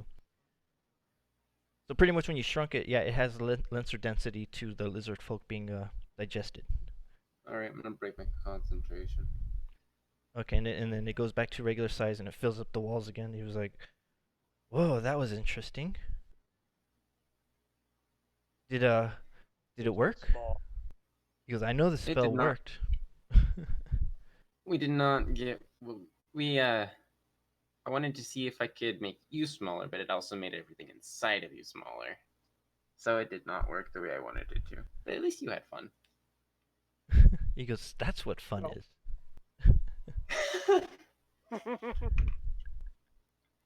So I suggest, folks, that we leave this being B, and we continue on down the other side of this hall. Okay. So you're gonna go back to the other way that you guys did not go. Oh, by the way, you may find something in this other room that might be edible. Okay. He says, The dead slime. I'll look. I'll have a look. And as you guys start traveling back, the chamber that you had left, the square chamber, Yes. you're back inside that corridor tunnel, and you're gonna walk 25 feet. But as you're walking, you realize that the gelatinous cube, he is following you guys. And Okay. he's not very close to you guys. He's keeping his distance, but he is following you guys. And now that it's not smooth rock, it's actually taking shape of the rough rocks. So the unevenness of these walls, it's trying to squeeze through this and travel with you guys, but it's moving very slow. It can't keep up with you, but it's moving. Can we? Oh, this is a terrible idea. I'm gonna. It's like really big. Yeah. It's let me see. It's 10 feet wide. No, it's 5 feet wide and 5 feet tall, or 6 feet tall.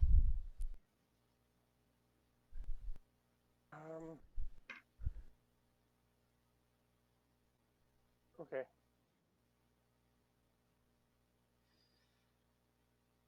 Continuing on. Yeah. Keeping an eye on this thing. I'm in the front. And you're going down the other corridor? I'm going to pass up the crack in the wall that we came into this corridor with, and keep going in the other way. Well, the other way. Okay, you're talking about from where you first landed on the from the gold pile, like the first initial chamber. No, there was No, we went into the crack. went to the left. We're going to now make a right. Okay, all right. So as you start And, going down that way, go ahead, Azim. Before we go out down that way, I'm gonna go ahead and just cast create bonfire on the left tunnel to make sure the slime doesn't follow us through, or if it does, it just The dies. gelatinous cube. The intelligent gelatinous cube. Well, it wouldn't just die; it would just take fire damage if we got too close to the fire. All right. So as you do that, it says, "No, wait! Please don't leave me alone down here. I've been alone all this time. Don't leave me down here to be by myself." You were born yesterday. Your touch is poisonous to us. So, what happens? We need you, please, to keep your distance. Can I follow you guys? Yes, but we may need to have to turn around and come back. That's okay. How about? So. Okay, I take down the bonfire. I'm gonna tell him to. How about you go down, this way. This is the way we came in, and we'll come back and we'll talk to you then. And he says, So I'm gonna send it into where we fell into the gold pile. He says, "I really don't want to go anywhere by myself. I've been alone all this time, and I'm learning new things, and one of the things that I am learning now is actually fear. I'm afraid to be alone." Can I cast mirror image and send one of my two of my mirror images with him? Sure. To keep company? Yeah. Alright. I'm going to copy myself, so I will be with you down there. Okay. Will he, yeah, down where we came in. How long does it last? Mirror image, I think 10 minutes, let me check.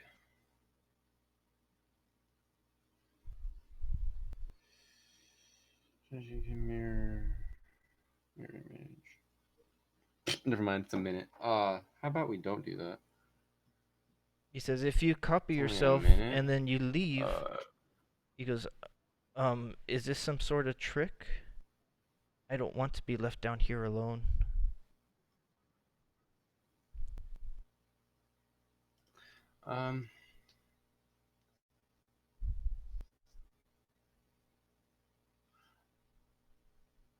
Now the trouble is, I don't. Honestly, I don't think mirror image would work. Yeah, it's not going to work at all. It'll only last for a minute. Okay. Well, not just. Let's not do that. I'll just go with it, and then you two go on to the other direction. You just muted yourself. Oh. Okay. Okay. I'll let him follow us if you've got a problem with that. I don't want to He's a slime, so if we have to go back. Well, he's not really a slime. If we have to, it's a gelatinous cube. But if we have to rush back, we A, have to wait for him, and B, he leaves a trail, right, on the floor. Yeah. Well, a slight glistening. Yeah, glistening. It's like he's mopping the floor. Yeah. Oh, so it's not going to affect us in that way. But he's still, like, really slow. Yeah, your movement is probably 30. His movement is 15. Yeah. Yeah. Well. So, like, in case we need to run away from something down this next hallway, I don't want him behind us. Okay. So you're gonna go down. You're gonna go down the other pathway, though. Yeah, I will. Okay, fingers. Are you gonna sit behind? And as you start going down the opposite pathway, he tells you. I'll stay with the gelatinous cube in the main where we came in for the gold. He says, "Friend, you don't want to go that way. There's a bad creature over there that way." Okay. Can you describe it? It's kind of like me, but it doesn't hold my shape. He goes, "Trust me, that way is not safe unless you really want to go that way." Well, there's no other way for us to go. He says, The there's, way we came in, the way we came in is blocked. I know there's more Did you know- rooms. I know there's more rooms on the other side. I can show you the other side if you want to see. Other side of what? Where we were just at, where the slime was before we turned around, right? Pretty much. Yeah. So the way we were going is still continues, right? The way that. Before we turned around to go Yeah. the right way. Okay. So we didn't reach the end of that tunnel there. No. We just kind of turned around after we talked to the slime dude. Correct. Right. Okay. Let's heed this warning and let's continue left. That's my We'll continue input. on around. Continue to the left way. back It's not to where right, he whatever, was. on that right side. So he starts moving back, and he says, "Come follow me. I'll show you. I'll show you the rest of this place, but I want you to know that going that way there is a dangerous creature that side." And he starts backing up and going towards that square chamber.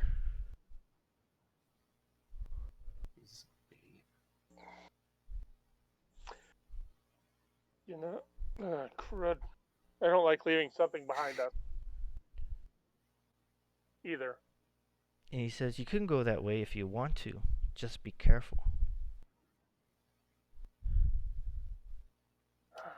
Fingers is a rogue, right? Did you want to go? Did you want to continue following Guava Ghoul? Or did you want to continue go back the other way?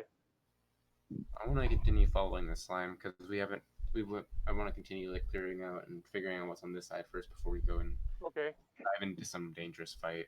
There's only 3 of us. Okay. And So I guess we'll go. he says, "If you want to go that way, I'll go with you and I'll help you out however I can."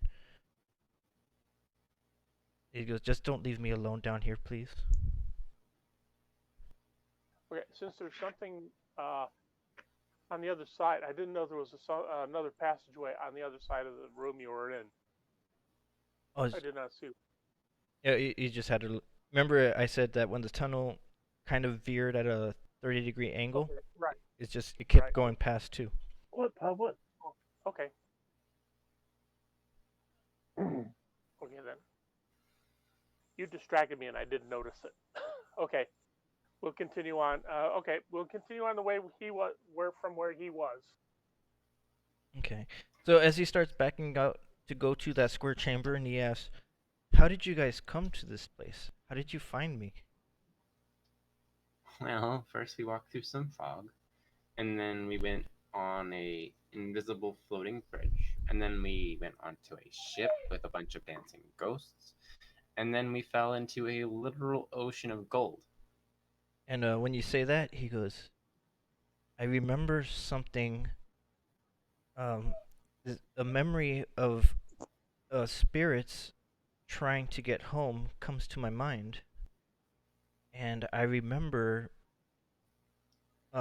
being a pilot for a ship that travels great distances to places that I have never personally been to. Can you show me That's this why we ship?" wanted to get the person that's inside of you out, because that person needed to take those souls home. And he says, "Maybe I can help instead. I feel like he is a part of me now. That maybe that's why I have these thoughts."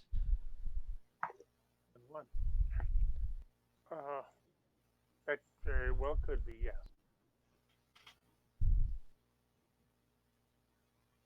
And he makes it towards the square chamber, and as he pushes through, he goes to the side of the corner where you killed that other slime, pretty much. Mm-hmm. And he says, "Here, you guys can go first. That way you don't have to worry about me slowing you down. But if you really don't trust me, I can go first so you can stay behind me." I kind of want you to go first because don't feel bad, but you're really slow. And if we need to run, I don't want to have to wait for you. He goes, "That's fine. I'll lead the way and I'll show you." and he starts going through that corridor, and he fills it up, and he squeezes into it, so you see he kind of like buffs out a little, long ways. And he says, yeah,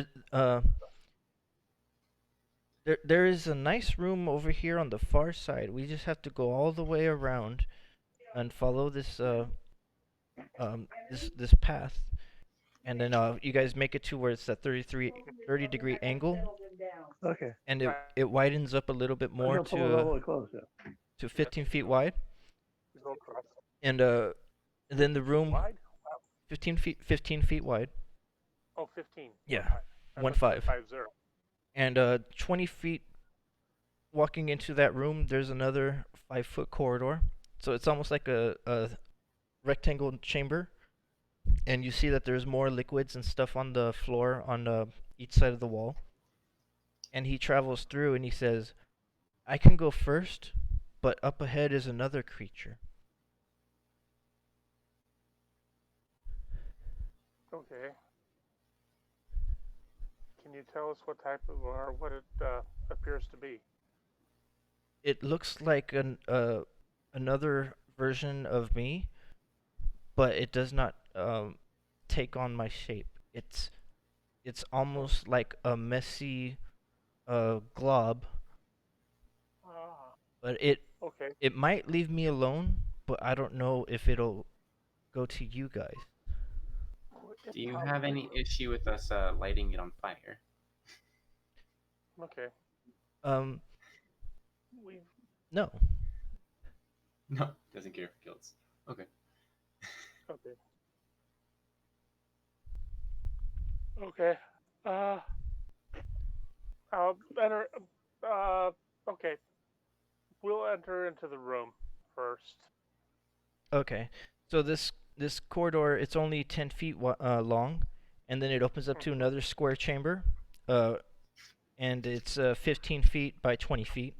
And on the far end, where the right corner of the chamber would be, there's another opening going towards the right.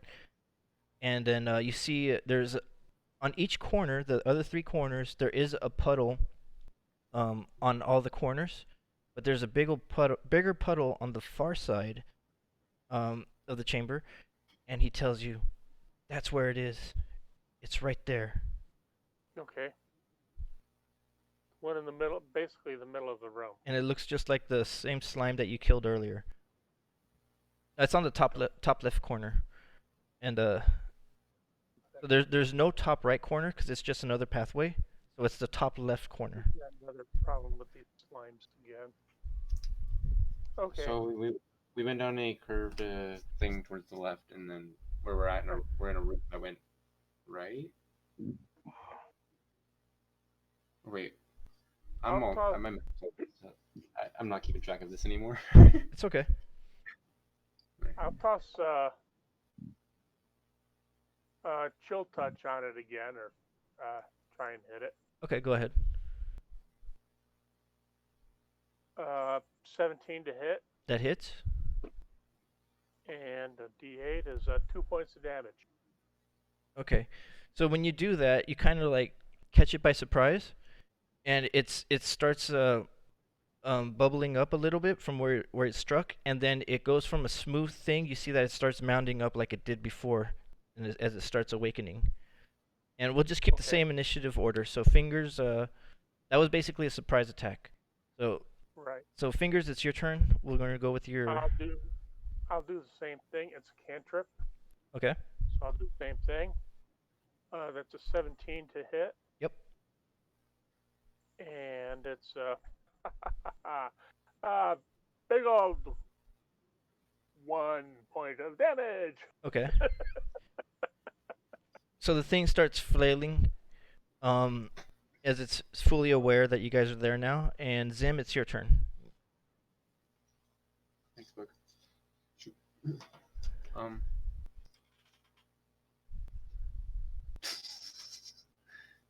out of here. How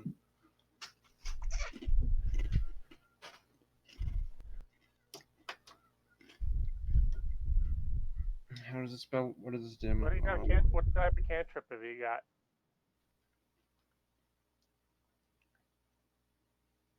I just need to double check like 2 things here, because I'm not sure if I can alter this. What is it? My class's ability, I can alter spell types, but I don't think I can do it for cantrips. I can only do it for actual spells. I'm just gonna double check that though.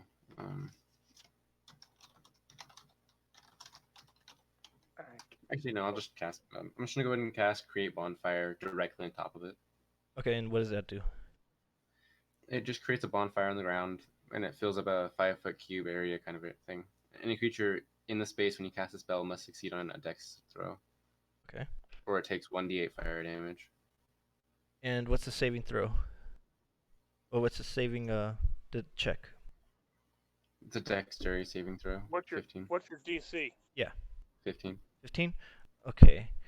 So it failed, and it's going to take how much damage? 1d8 fire damage. Do I roll that or? Yeah, you roll it. It's your spell.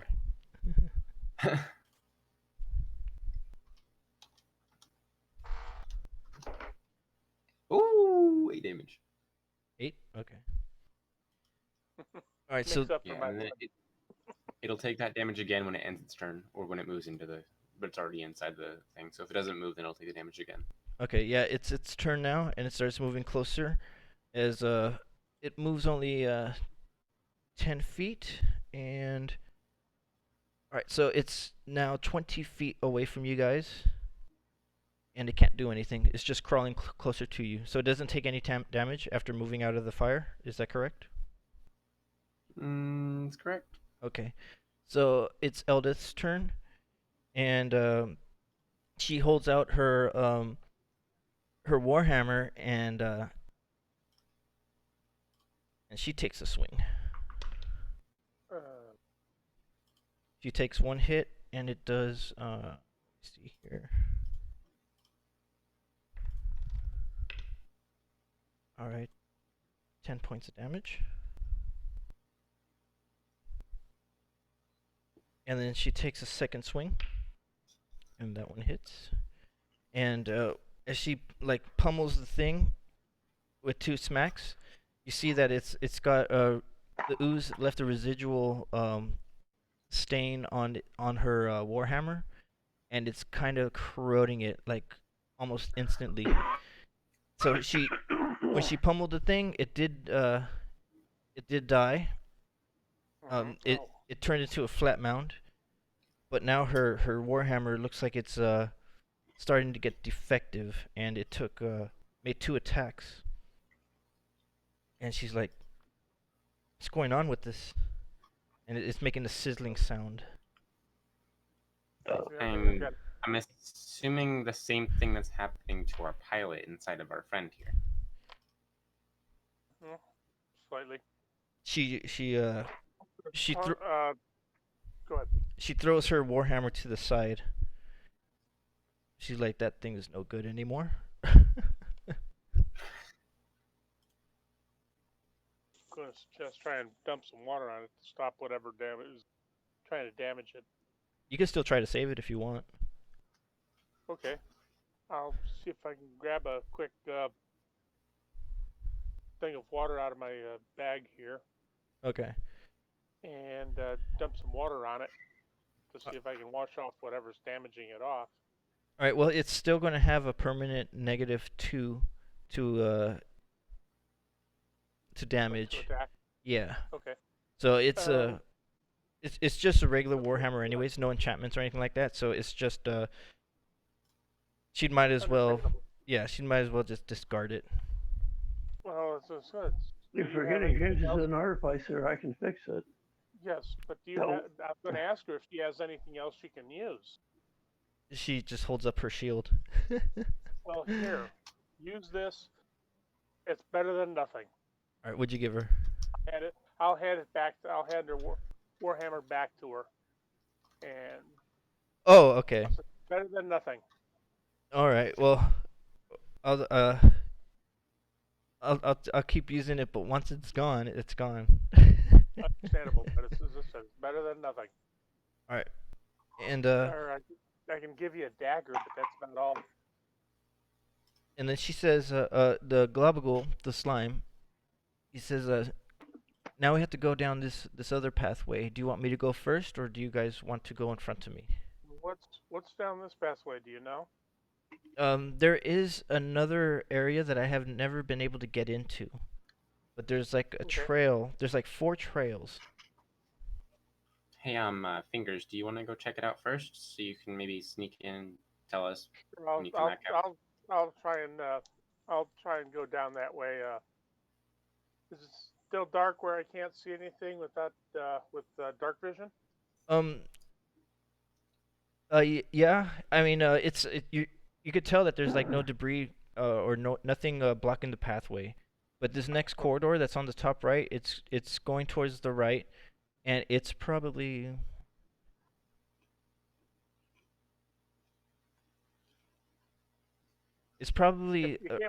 it's almost 70 a 70-foot long walkway. You could see clear to the end. Or I'll try and stealthily go down the hallway, but you can't hide in plain sight type deal. You can. So I mean, I'm trying. I'll try.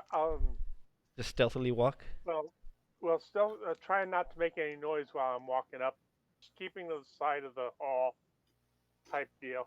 Okay. You know what I'm talking about. All right. So that corridor, it is 70 feet long, and then it turns to the right, sharp right. And again, you're starting to recognize that this place might be some sort of temple.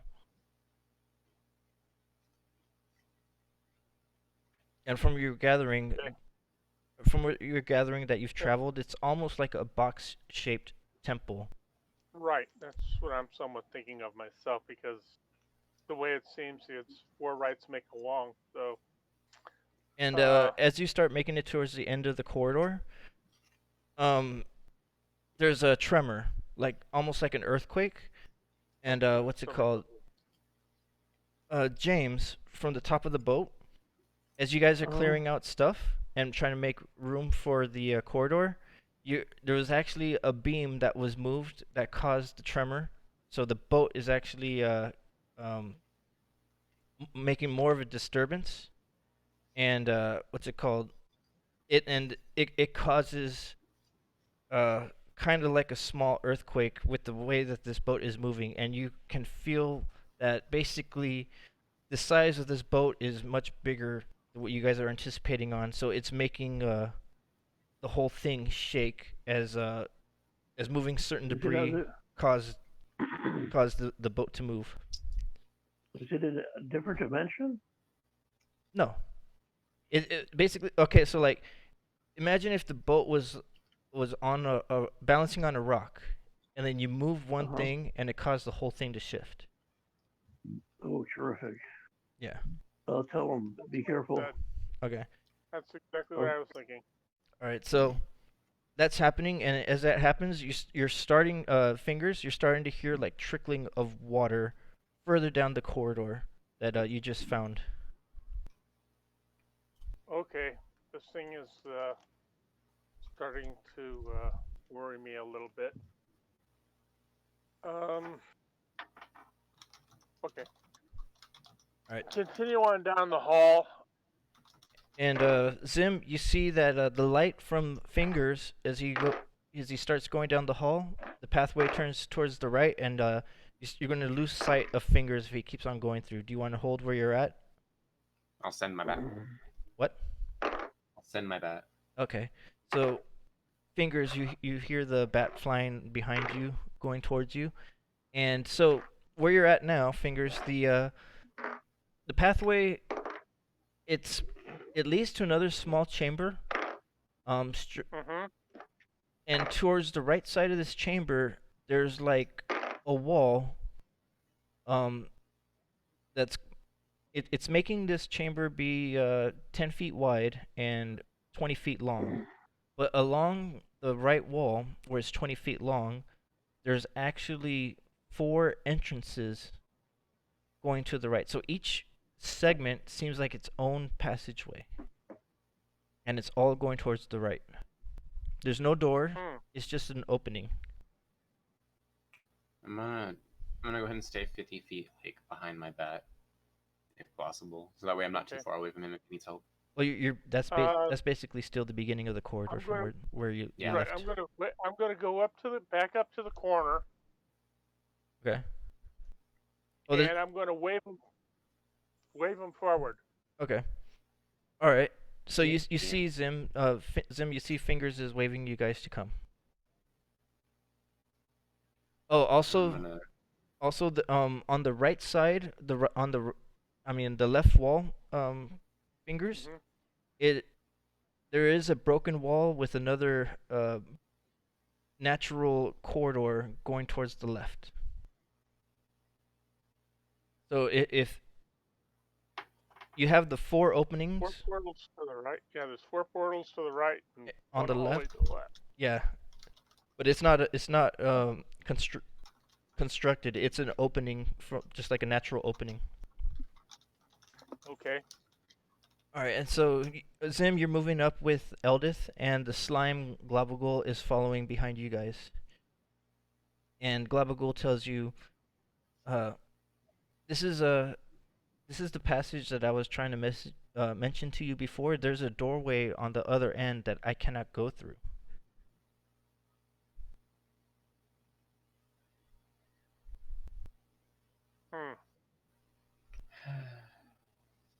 Okay.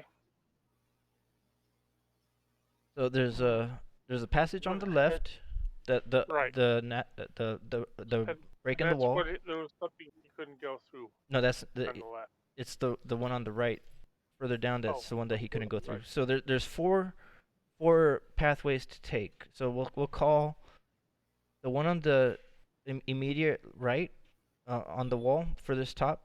We'll call that 1, and then 2, 3, and 4. Right.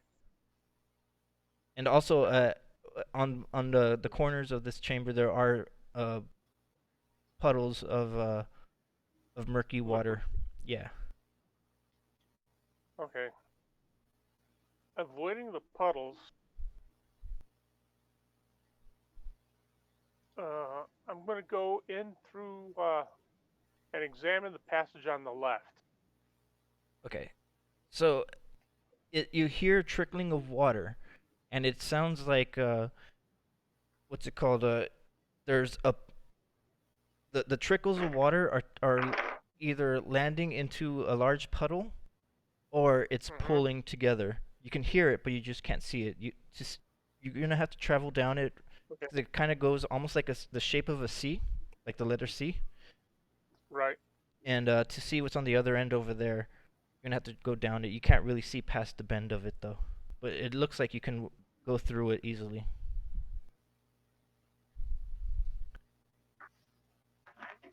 Okay. I'll come back into the room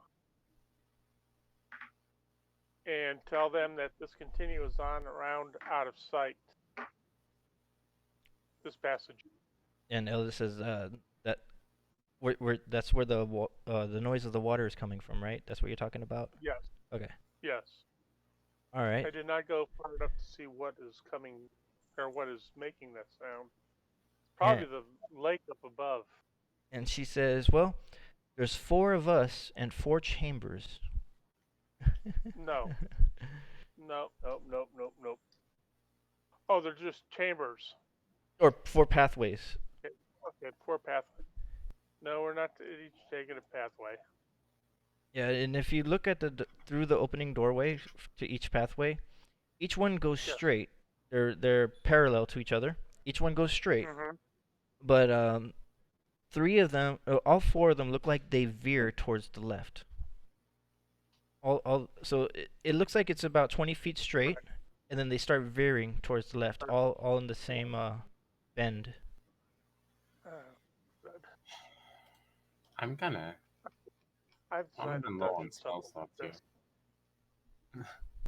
I want to go rest if possible. We're kind of timed out because our lizard friend is kind of dissolving and running out of air, right? Running out of air, and if you rest, do you want to get your spells back? You need a long rest, right? Yeah. Do you think you'll survive it? Don't think so. No, we can't stop. So 1, 2, 3, 4 on the right, or the one on the left? Let's take one. On the Uh, right. Glabagul pathway says. 1. Glabagul says, past these corridors, that's where the room is that I can't get into. Okay. Let's go that way. Okay. We're gonna take passage 1. Okay. So, We can't really go that way because we can't leave him alone. who's going first? I guess I will. I'll take point.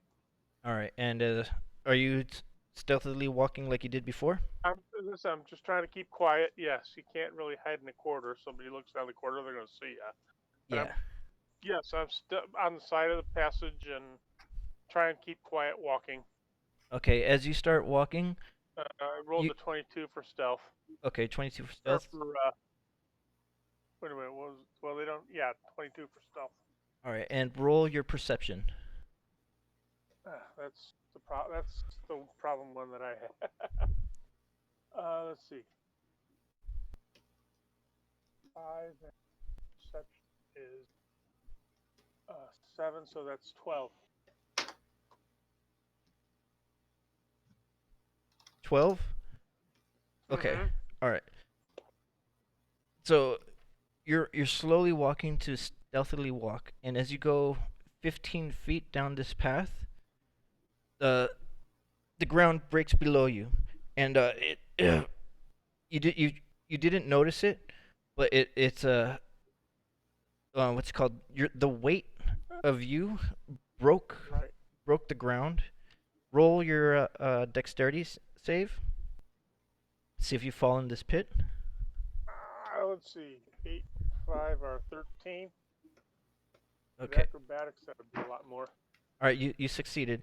So when you fell, the stone slab that broke, you could tell that it was meant to not support a lot of weight, and it lands into a puddle of ooze that's on the bottom. This hole is let me see. It's a 5-foot wide hole, and it's 10 feet deep. And so on the bottom is a not gelatin. It's another type of ooze, and it looks like when the stones go inside of it, it slowly sinks down. But the ooze on the bottom, it starts making kind of like tendrils that are sprouting up, trying to reach at you. Crud. So you rolled. What was your dexterity again? My dex is 20. No, what did you roll? You rolled a 20? I roll a 13. Okay, now roll your strength.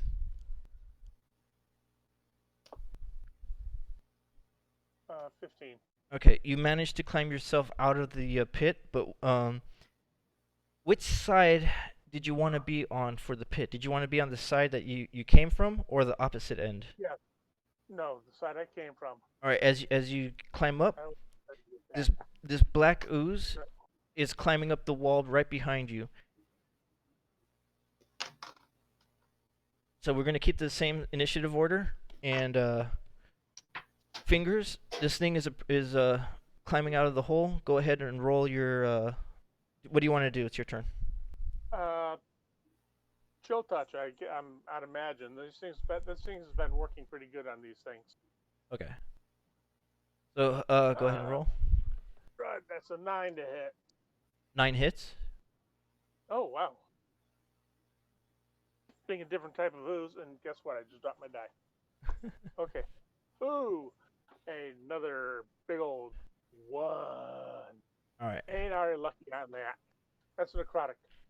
Okay, necrotic damage. All right. Yeah. Zim, it's your turn. This ooze is actually bigger than the other ones that you've seen before, and it seemed to be moving a lot faster than the other ooze as well. And this one is black. The other one was murky. This one is black. Ooh, I'm glad I got a speed of 30. All right, Zim.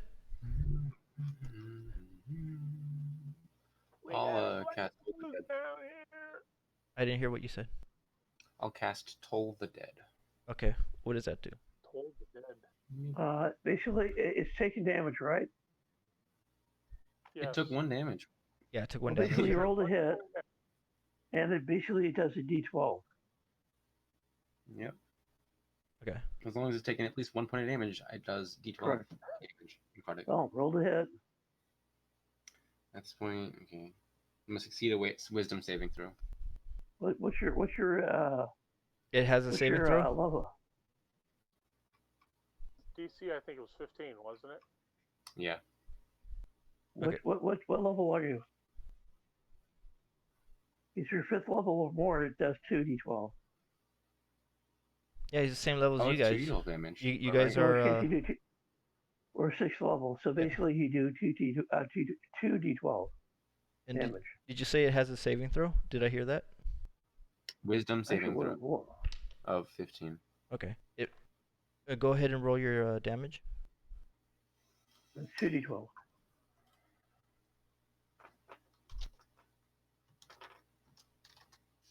16. 16 points of damage. All right. Good.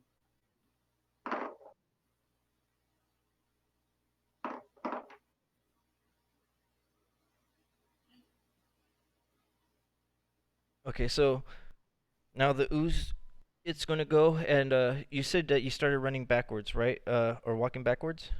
Yeah. Well, I'm going to start running, yes. But yes, I was moving. I was trying to move backwards. Okay, so you're as far back as you can, and it's pretty much you're at the back of the wall, and as the thing starts walking towards you in pursuit, it only moves 20 feet, so it stops its movement literally right in front of you, 5 feet away from you. Okay. Yeah, you backed out entirely of that whole corridor, so you're back inside the previous corridor. All right, and Eldith is there, and she takes a swing at it with her warhammer. Mangled warhammer. Yeah. Yeah, soon to be stick. Okay, so Yeah. she does 5 points of damage, and then it's Better than the eye. That's all she's going to have. yeah. She takes another swing. That one hits.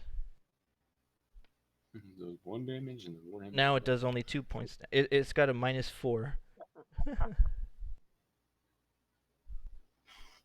Well, it says right now it's better than nothing. Yeah, she gets It almost is nothing. Yeah, she's got a -4. This thing is just dissolving to get worse and worse. Oh, and if it drops to -5, the weapon is destroyed. Ooh. Yeah. Okay. Now it's fingers. It's your turn. Okay, since it's right there, I'm going to swing at it with I'm going to grab my lightsaber. Okay. I couldn't think of anything else right offhand. And swing at it with that. Well, at least it won't destroy that. Crit. You got a crit on it. Ooh, Yay. nice. Good. Yeah. Out of all those ones that I've been getting, so okay, that's going to be 8 plus 7.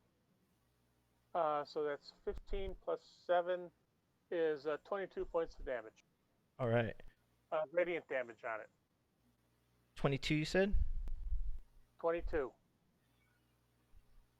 Okay, this thing's taken 45 points of damage so far, and basically, what happens is, well, tell me how you cut it.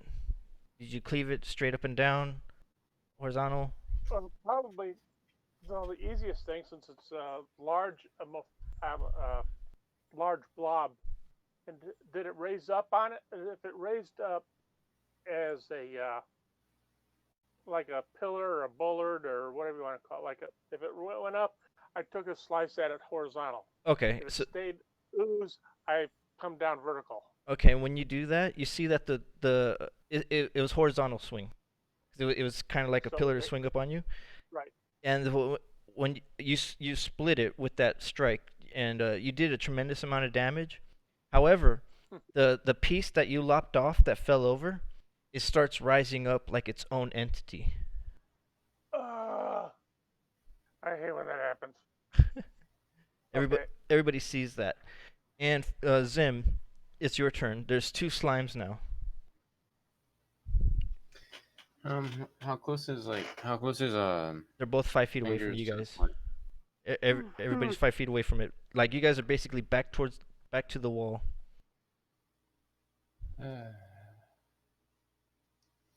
What do I have here in my arsenal of death? Um.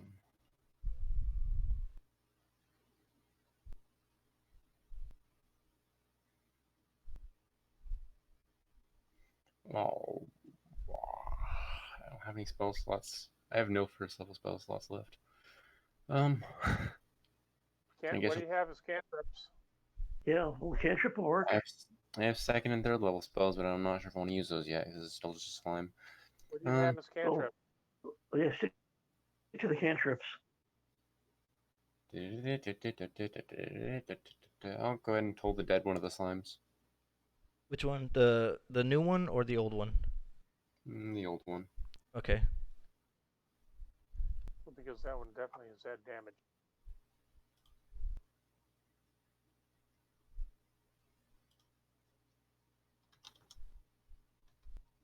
That's one of the problems of facing slimes. They always seem to double when you think you kill them, and next thing you know, there's two of them.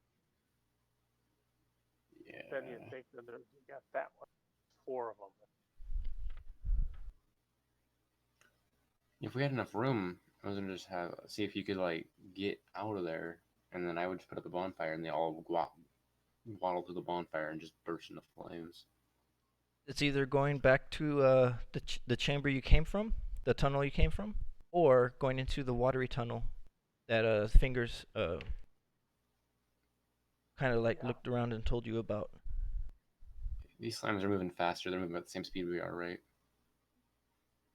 It's definitely faster than what the other slimes were. There's but there's very few things that outrun me. So they're not going 30 speed though, like we are. No. No.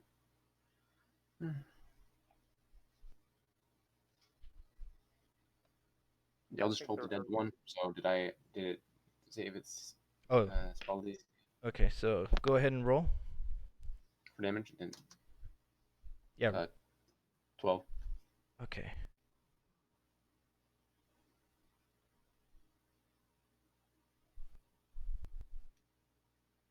Alright. So the one that you hit, you said the old one, right? That one starts bubbling up and starts dissolving from where you struck it with the spell, but it's still alive. And now it's the ooze's turn. And Fingers, the one that you lopped off, is trying to attack you. Does a 17 hit? Yeah, wait a minute, no, I've got a 19. I got the +2. That's right. Oh, wait a minute. I'm wrong. It's a +5 to hit. So it's a 19. 19 hit you? That's my armor class, 19. Okay. Yes, it would.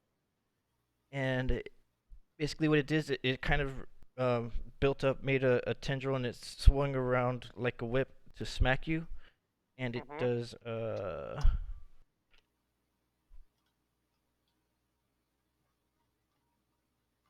5 points of damage, bludgeoning. And then do you have magical armor? I've got the +2 for drow +2 armor. Okay.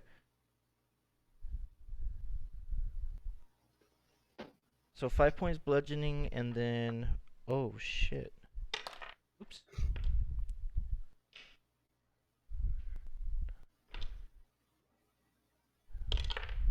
Come on. And 15 points acid damage. But your armor is not destroyed because it's magical. Oh, that's good. That's 20 all day. Alright, and then the second ooze, it's climbing up on the wall. And it's going overhead, you guys. And what's it called? Now it's Globagul's turn. He's actually going to move into attack. And let me see this.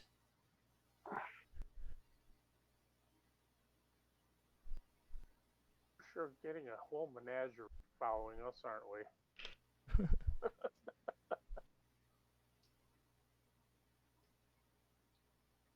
Let me see this. Oh wow, it's resistant. All right. Globagool, he moves into the slime that basically attacked you, and he's trying to smother it. He does.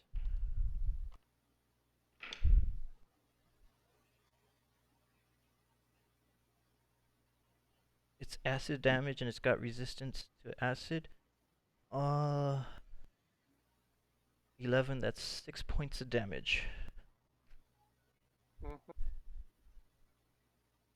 Okay, actually, this is what happened. So, Glabagul moves onto that the piece that attacked you, and completely engulfs it, and the thing starts getting separated inside of him, and that one dies. But the one that climbed on the roof is still alive.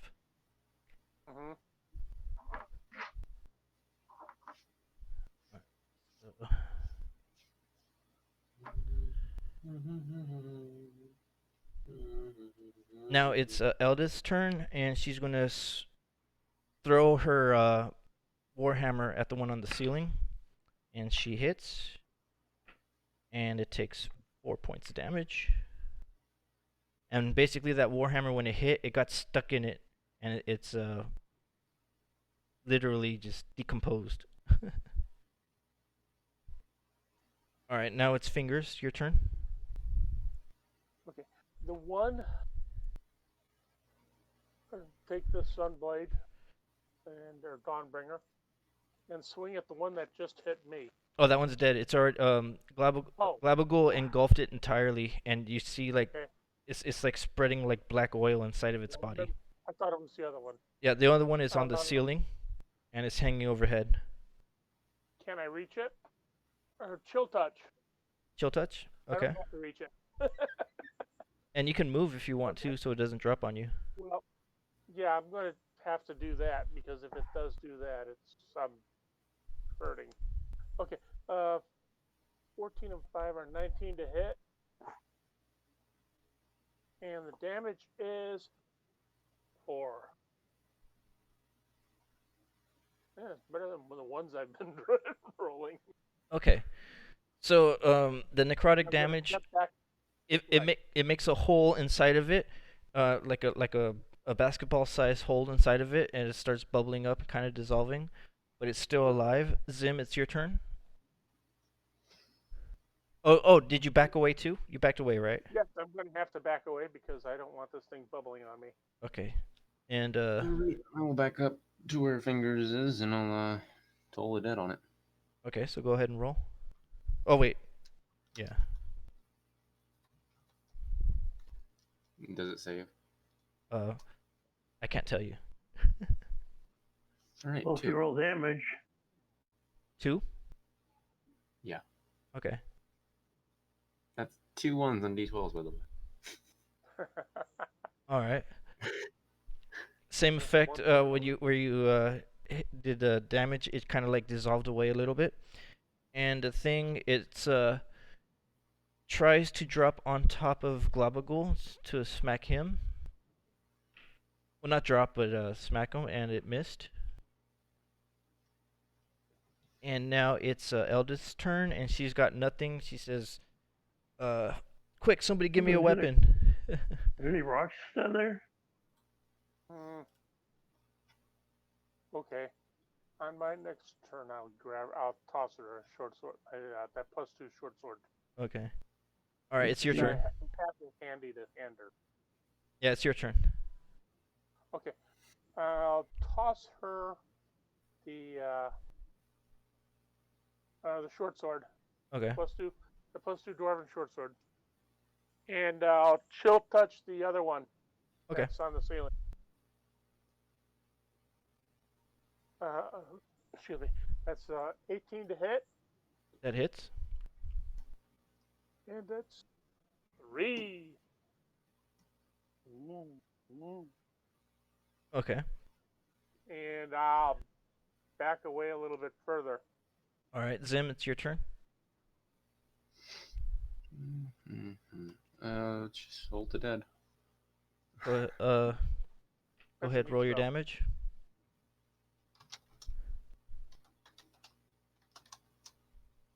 $15. Okay. So when you hit it with the spell, Toll the Dead, it basically causes it to splatter and explode in different directions as the thing literally died. It just like turned into particles like all over. So all you guys get splattered with like. No, actually, no. You guys don't get splattered because it'll cause you That'd be bad. damage. Yeah, that would. Yeah, but you killed it. Well, Globagul gets splattered by it though, because it's right above him, and so Globagul has speckles of black ooze around the top of his cube. And he says, "I've never seen one of those before. That one was incredibly strong. I've never seen one split in half either." Ooh, missed. Sometimes these things do. And roll your perception, you guys.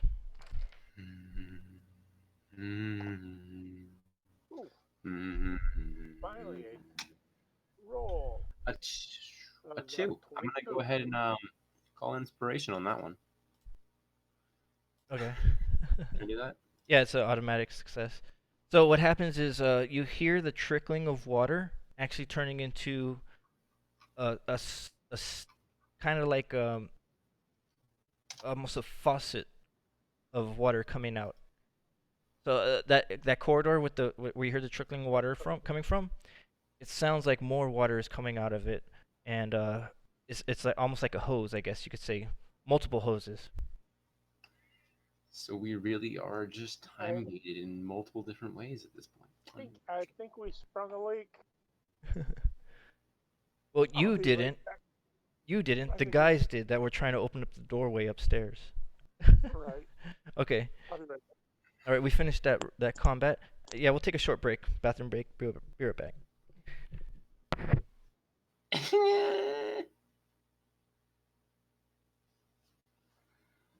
Well, ain't it great? We're getting flooded by our mates. I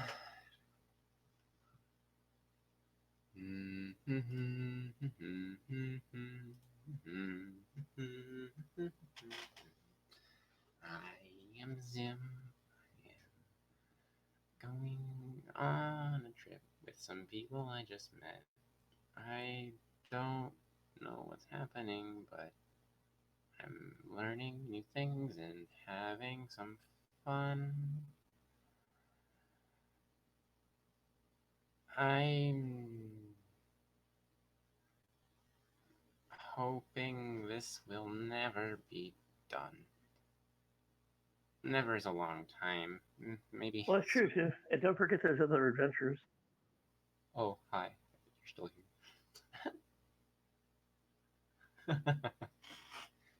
Oh.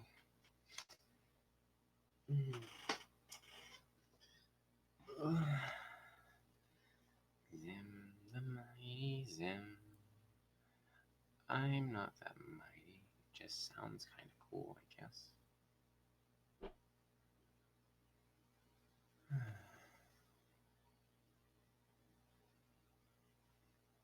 Going down in history as a great explorer.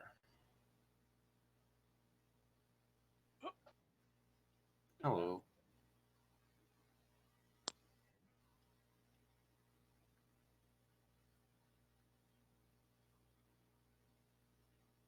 Him too, huh?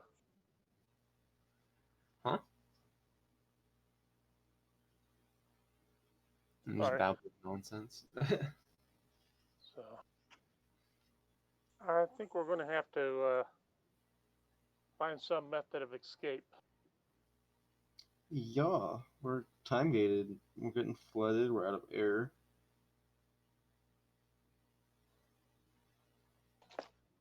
So,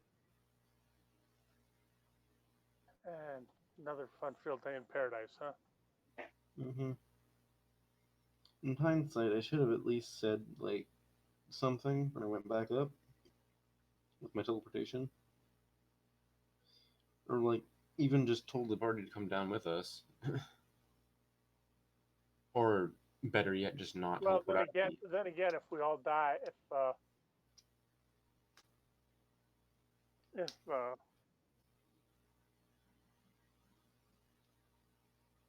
if we die, that's fine. Otherwise, it'd be a TPK. Yeah. I don't know. I should have saved my teleport. I just wanted to see if that would work first, though. Yeah. Oh, teleport usually does. And that I don't like. Oh, what do you want to call it? A teleport.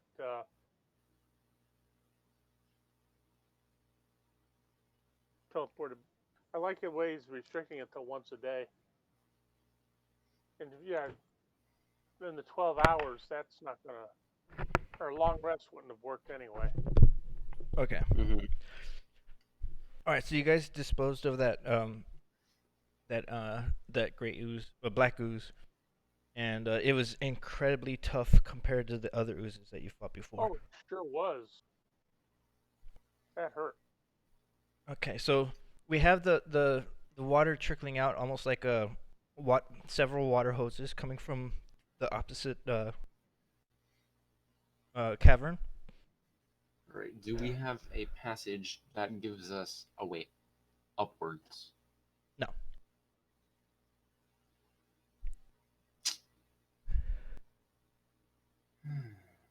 At least not yet. Well, we tried one. Tried only the first one so far. Yeah, all those passages are going the same direction. It's just like They turn and go out of sight. yeah, they all turn and go out of sight. You don't know. I say we keep going down the path we were just going down, except this time What's let's the number one there? fall into the ground. We've now got a pit, a 5-foot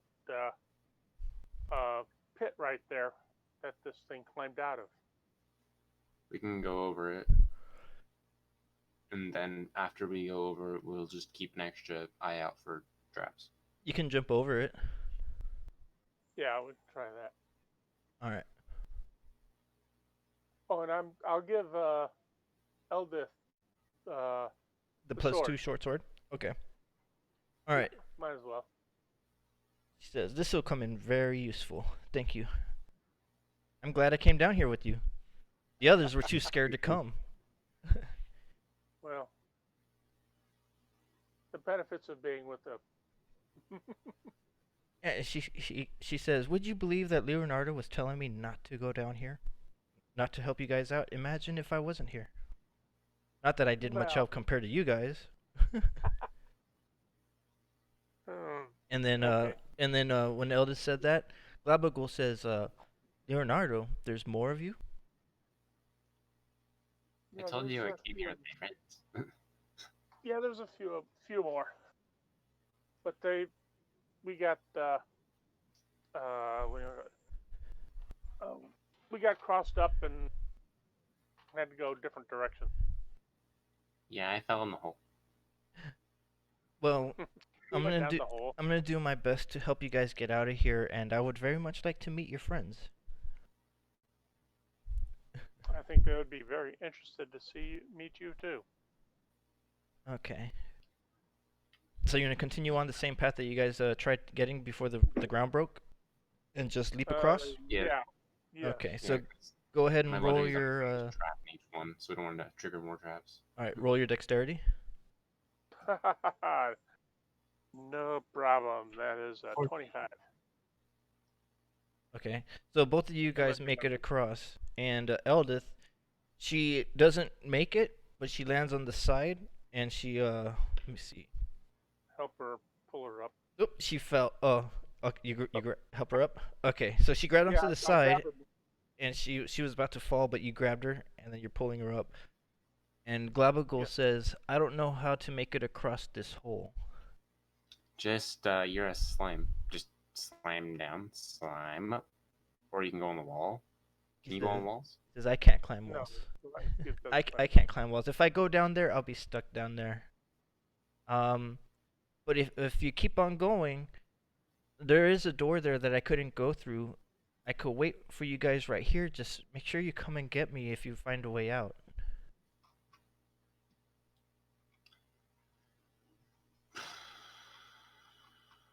He says, please? Yeah, we'll see what we can do. Okay. Dun, dun, dun, dun. All right. Wait. How deep is the hole? It's 10 feet. It's not pretty deep. I'm not gonna do that. It's a waste. It'll be funny though. Mm-hmm. Just cast my Galder's Tower in the pit to fill the pit, and there'd be a roof on the pit. And then it would just be a room in the pit, and then a room above it. Then you could just walk through the room and get to the other side. But I'm not going to do that. Let me see something here real quick. Mage hand.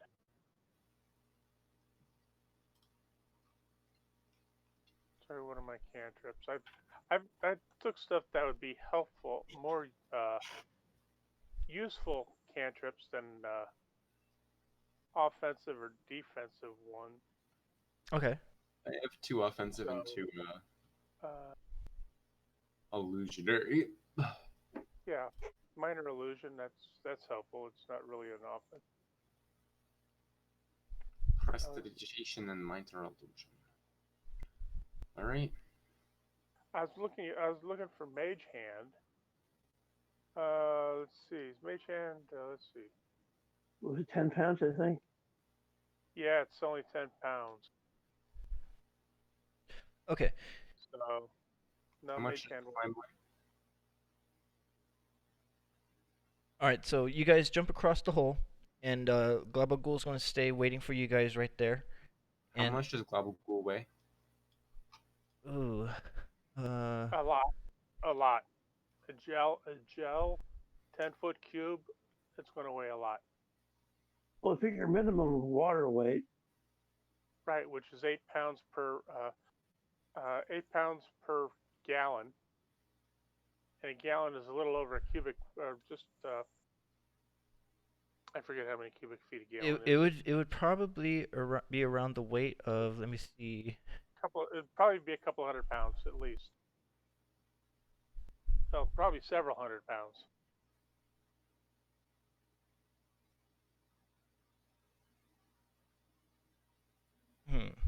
How would you do the math on cubic weight? So imagine, I guess, 25. Is it over 80 pounds? Yes. Yes. Oh, definitely. So imagine 25, Never mind. 25 gallons of milk times 6. So 25 times 8. Let's see. 160, 200 pounds. Yeah. No, it'd probably He's be now made of milk. It'd be way more than 200 pounds. Yeah, Global is now made out of milk. Okay, a cubic foot of water weighs approximately 62 and a half pounds. Just a hair less than 62 and a half pounds. A cubic foot, and then this one's going to be 100 cubic. That by 10 by 10, which is 100 cubic feet, by 10, which is 1,000 cubic feet. It's like 6,000 pounds. That'd be about 62,000 Yeah, pounds. 500. So it weighs more than 80 pounds, correct? Yeah, definitely. All right. Even if I reduced it, it's still. Okay, so the corridor veers off towards the left, probably about 10 feet. And when you go to that spot, the wall actually ends right there. That separated each pathway. And you see that it links to the next adjacent pathway that you guys did not take. And further down that corridor, another 5 feet, you walk towards the next corridor, and it looks like all 4 of these corridors lead to the same direction, and they narrow down to a pathway that's blocked by a large door that you recognize as one of those rotating stone doors that you had moved before when it pivoted at the center. So that's why Glabagul couldn't go through it. He didn't know the secret. or it's too heavy, or okay. Them. Do you want to run down, or you want me to run down and let Gabagool to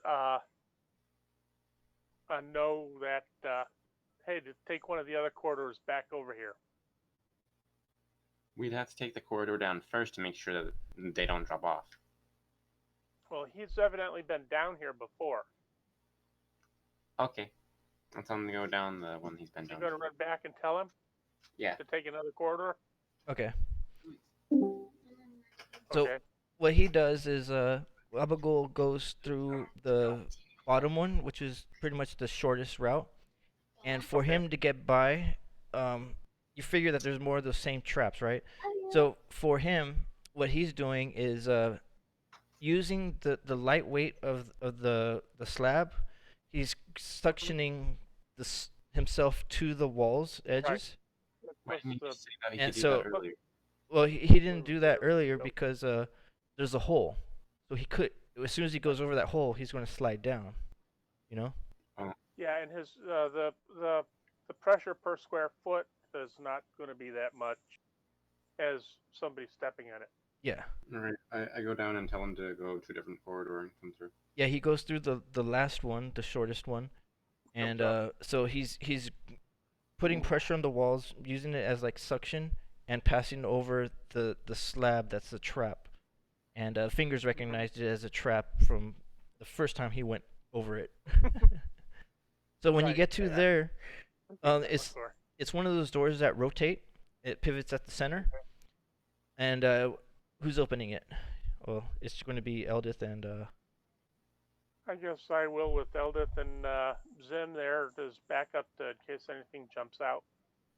Okay. So you guys use all your strength to open the door, and it rotates. And Globagool, for him to go through, he's going to have to squash himself and wedge between one of the sides to get in there. And when the door is open, you see that the room contains a small fountain with a raised edge. And the basin contains shallow, brackish water. At the center of the pool, the rubble of a broken statue rests atop a pedestal. All that remains recognizable are a pair of clawed stone feet clutching the pedestal's top. Carved into the walls are 7 niches. Water seeps into each niche. Water seeps into one niche through a crack in the wall. 2 of the niches' flanks are empty. Strange, formless statues occupy the 4 remaining niches. Good. And this chamber is 20 feet by 20 feet square. And the pond, it's you basically have 5 feet to walk around the entire pond. Right. Crud. Okay. If this is what okay. I'm gonna go and examine some of the niches. Sorry, I'm easy for you to May I say. see if Zim recalls this from the book or something? The closest one. Okay, so a niche without the statue or with the statue? With the statue. What the heck? Okay. So can I See what's see if there's anything that might be movable or removable. Excuse me. Okay. See if Zim remembers reading anything about this in a book or something? Like since we know we're like in a main chamber kind of area, do I recognize this from anything? Detect med. Let me see here. Will this be in a book that I would have read at some point in like a library? We're all mad.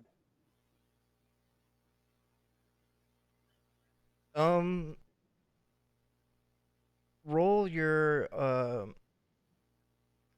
I guess either, would it be Arcana or would it be? No, actually, you've never ran into anything like this before. Even though you studied magic with the hags, this is something that you've never run into before. They never ran into before. So it's like I've never read this in a book. I've never gotten taught about this kind of thing from anywhere else. Like nothing would pop up if I try to roll for it. Correct. Okay.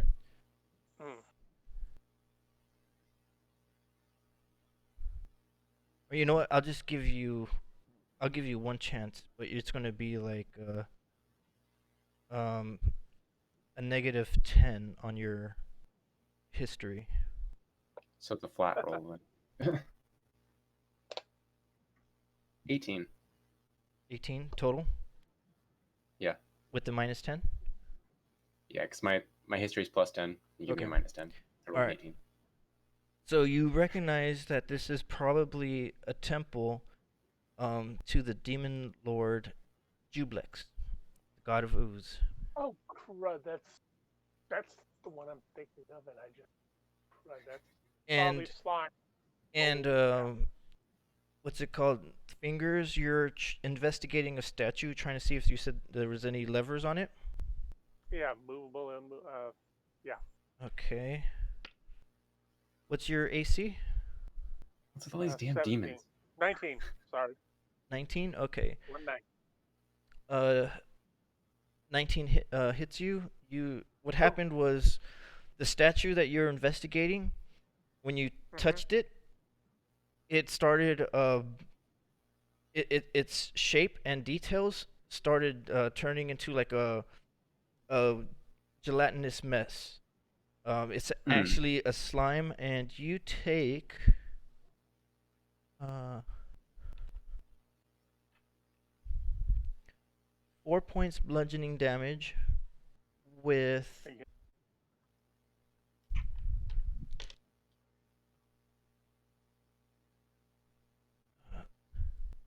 with 7 acid damage. And again, you have magical armor, so it does not affect you. And when that statue is disturbed, the other statues start turning into what's it called, liquefying shapes. The details are starting to be lost in their structure, and they are all slimes. All 4 statues that are in there. Let's get out of here, folks. This is I'll not tell the them to place get back. to I'm be. gonna cast a fireball. Okay, so Eldest steps back. Glabagul is stuck wedged between one of the doors as he was trying to get squeezed through, but now he's running backwards, so you could cast your fireball. And Eldith and Fingers, you're gonna run back. Yes. Okay, you're gonna run back. It's gonna be an attack of opportunity on you from that statue. Okay. Does no, 15 does not hit you. Okay. No. So it tried to like it shot out tendrils trying to grab you, and it failed. So you make it through, and you Glabagul is slowly wedged inside one side of the door. Eldith runs through the other door. You follow. Zim, you're at the door, and go ahead and roll. It's a fireball, right? It's gonna be a big damage, fall. and they take deck save. This is gonna be a good fireball. All right. How do I want to do this? Okay, so the deck save is 15, right? Yes. I'm gonna use alchemical casting. I'm gonna use 2 3rd-level spell slots. Spell DC will be 17. Oh, okay. Then go ahead, roll. Roll your damage. And what level fireball is it? Right. Is it 1 level fireball? A 3rd-level fireball. So you're doing a 3rd level fireball, not the. You're adding extra fireball damage, correct? No. Yeah, it's just a fireball. It just has an increased spell save DC. Okay, so a level 3 fireball, not adding 3 levels to the fireball. Okay, all right. Yeah, no. Okay, so you're gonna center your fireball. You're gonna center your fireball. All right, you're gonna center your fireball right on the fountain, so you could get the whole room to ignite. Because the fireball is a center to radius.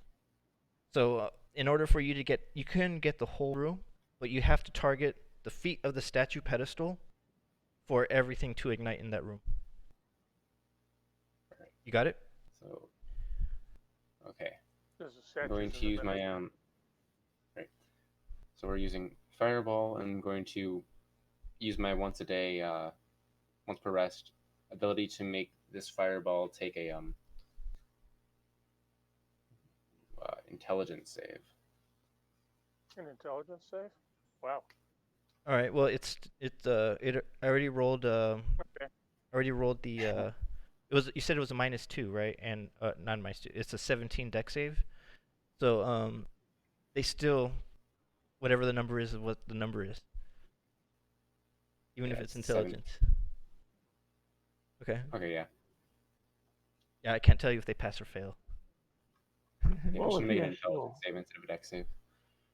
All right, basically, roll Fireball damage.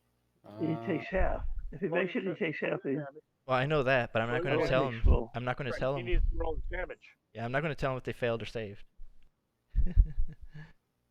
Of course not. How do I... Oh, it's this one. Okay, it's 86. Ouch.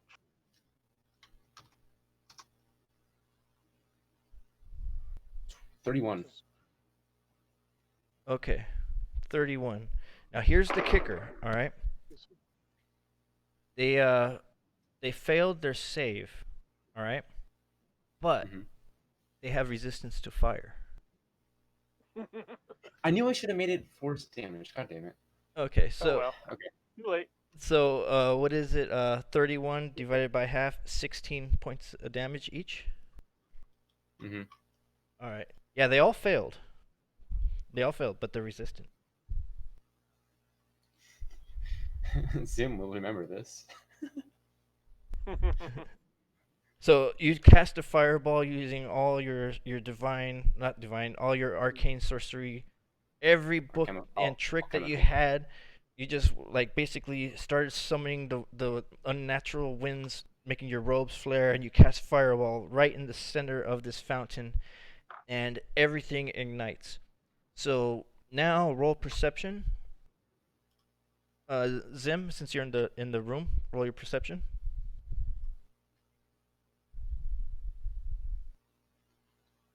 $11.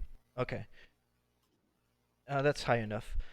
When you did that, you see that the whole room is steaming. You could tell that the slimes were resistant. It didn't do as much damage as you were hoping it would do. But what's it called? You did notice that the murky water inside of that that it's you blasted it to evaporation, so it's completely dry, and you see there is treasure in that fountain where there's the water was hiding it. And you can see that there is a weapon, and there is a couple of vials in there. Now it is it's the ooze's turn, and they can only move 10 feet, so they start moving out of their niches to make it up to you, and they're still the closest ones are still 10 feet away from you.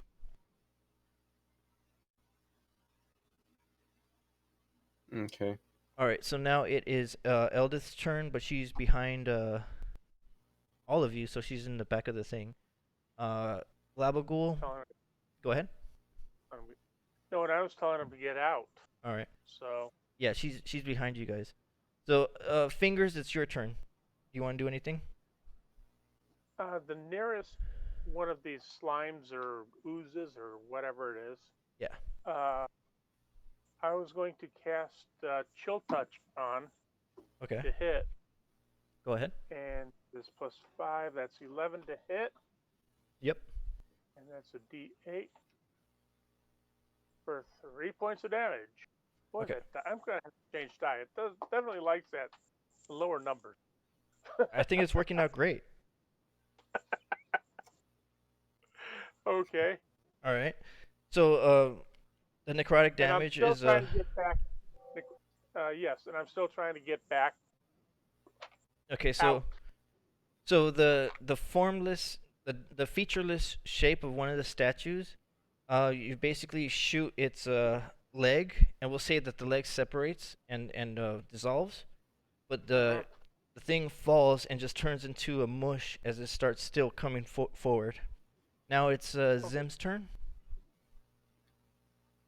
You want to do a second fireball, Zim? I'm out of third level spell slots. I just used 2. Well, cantrip. Okay, that's I can do this though. Where is it? I have second level spell slots. well. You can do reduce on them. I will. You can do enlarge. Do enlarge on them. I'll use shatter. Shatter. What does shatter do? Shatter. I don't think that's gonna work. To be honest. Each creature within a 10-foot radius sphere centered on a point. So the same point you cast the fireball, probably. Like, make sure I hit all of them if I can. Okay. All the creatures in that area take 3d8, usually thunder damage, but I'm gonna go ahead and go for just force damage. Okay, and you said 3d8. Is that what you said? Yeah. Okay. Yeah, you're. Yes. Okay, since they are all offset from their pedestals or their spots where they were statues originally, they're coming closer, and they are 10 feet away from each other, so you could get the middle of it and then get them all. Sweet, I'm gonna go for that. Do they need a save? Yeah, they need a save. Okay. 15.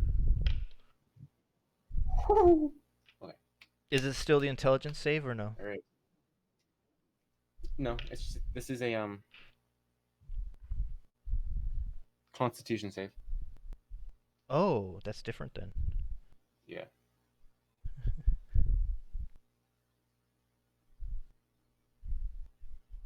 (15) con save of 17 damage. Okay. So half as much when I failed. Yeah, 17 half is 8? 9. Yeah. 9. So 1 saved, but it gets 9. Do you want the... We'll say the one that was damaged most gets the 9. Mm-hmm. And then everything else was 17? Yep. Alright. So describe the atmosphere and the effects and everything as everything gets obliterated. Well, since it's shatter, literally everything in that radius just breaks. So like, the walls break, the floor breaks. It's just a giant circle of explosion, and everything in that radius just kind of shatters. Okay. So we'll just say that since it's also inside of a room, the burst of energy actually concentrated even more, so it made a deafening sound, and you can hear with the water hoses that were trickling in the back. You can hear that it's actually starting to stream out a lot. So it actually. That would get worse, yeah. Yeah. It's where the water was seeping out of what you think is the walls on the other side of the cavern that you have not been in. You can hear it splattering more like a fire hose into a puddle. So it's very loud. That's echoing through these tunnels. And so these ooze statues literally just turned into little raindrops that splattered all over the walls and everything. And they don't do any damage to you. That's fine. It's walls. I destroyed the walls. Well, it's a cave, so the walls are destroyed now. Yeah. All right, and like I said, the fireball, it evaporated the water that was in the fountain, and it revealed items in there and coins.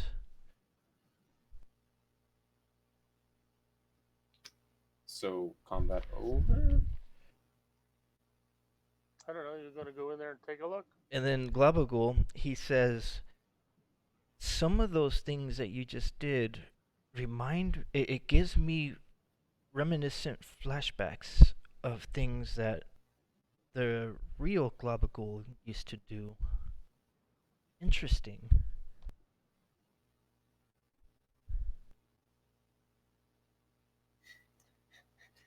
And he says, I recall that he was a spellcaster similar to you. So who's checking the fountain?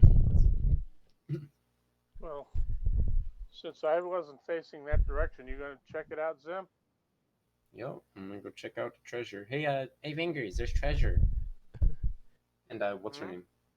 Eldith. I have fingers and Okay. what's the other person that's with us? Okay. Eldith. Eldith. Eldith. Fingers and All right. So treasures. Okay. as you guys look inside the fountain, you see the glistening light from your light spells and lantern. 112 silver pieces. 41 gold pieces. Okay. 3 green and gold bracelets worth 25 gold each.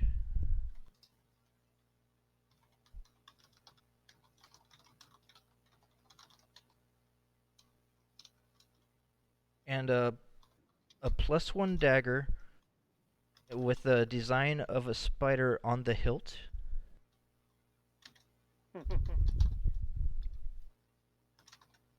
It's a drow dagger. You recognize it as a drow dagger.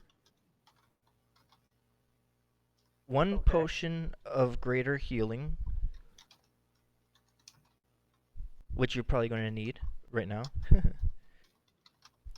And a vial containing oil of slipperiness.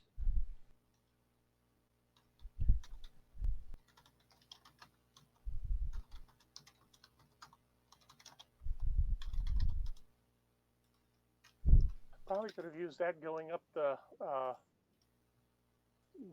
that treasure pile.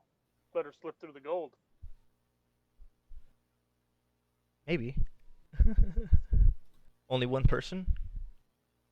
Yeah, well, Eldith when she was being pulled up. Oh, when she was being pulled up, yeah. Probably could have used that. Okay. So, Cork out the bottom. you got all the treasure that's inside of there.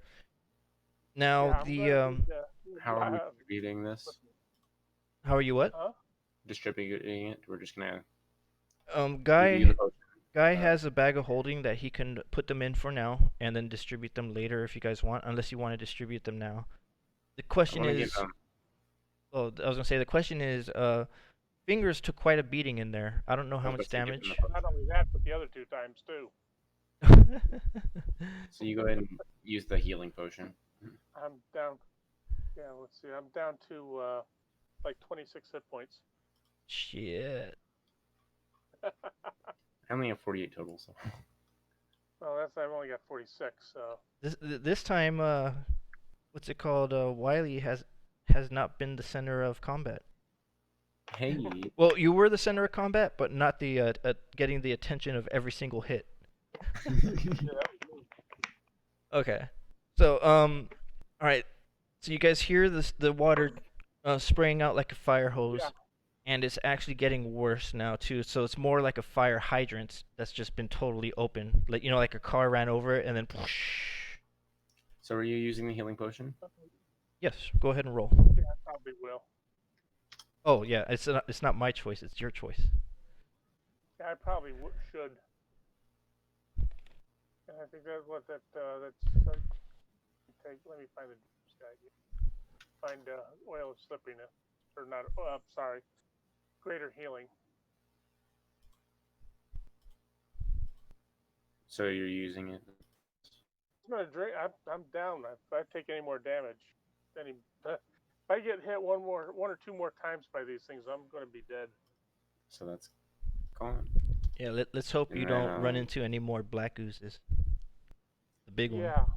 You'll hold on to the gold bracelet. You'll hold on to the silver golden bracelet in the bag. I'll hold on to it for you. Right. That goes in the bag. And then can I keep the dagger? Or do you want to give that to Eldith? Sure, why not? Well, she's got a +2 sword. Oh, that's true. So yeah, go ahead and keep the dagger. It doesn't matter. It doesn't matter. It does, but it doesn't. Since he doesn't really have a magic weapon per se. I've got Dawnbringer. Eldith's got the +2. I've got now he's got a +1. He's got a magic weapon. Yeah, just a nice little dagger to keep on my side. And Glabagul has a body inside of him. Yeah, and he's got. Plus, he's poisonous to almost everything, and he can paralyze. So he's what he's a CR1 or CR2 himself. So. I mean, he ate the other slime, so I'm assuming he's pretty good. Yeah, as long as it isn't one of my rainbow green slime or rainbow gelatinous cubes. He was trying to help My you guys rainbow out any way he could.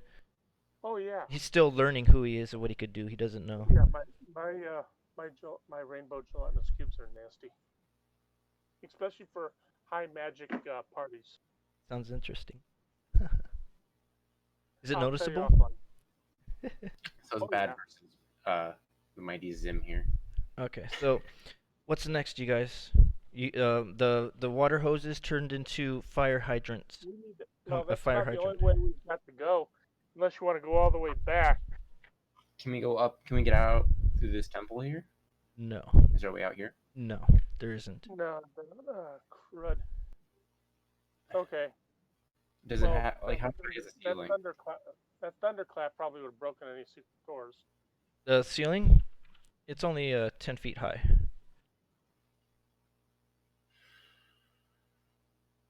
So we're like stuck down here. There's probably like plenty of distance between us and like getting out from underneath here.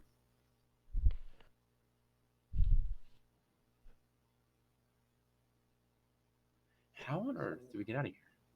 Well, you still haven't been in the chamber where the water is coming from. Yeah, that's. I guess we go that way. And you where it says that major. Where Globagul said not to go to because there was a monster. Yeah. Haven't been that way either. So, Zim is out of juice. I guess we go check out the water. Okay. So, as you get over there, you're going back across the hole that you made, and then Globagul is taking that short path to add pressure on the walls to slither across, so he doesn't fall in the trap. And you guys link up to where that wall broke with the naturally formed corridor to where that water is coming from. And the splash is incredibly loud, almost deafening. And to talk to each other, you have to talk loud, like yelling at each other loud. It's like, whoosh, and you see that it's not just one thing of water coming in, but there's also smaller hose-size spouts going also, and it's kind of like on the ceiling, but not directly above, but kind of offset from the ceiling and the wall. So it's at an upward angle that the ground is breaking, or that cavern wall is breaking, and the water, it's a lot of water that's inside of here, and it's quickly rising from kneecaps going towards your thigh. That's how deep it is in here with the water.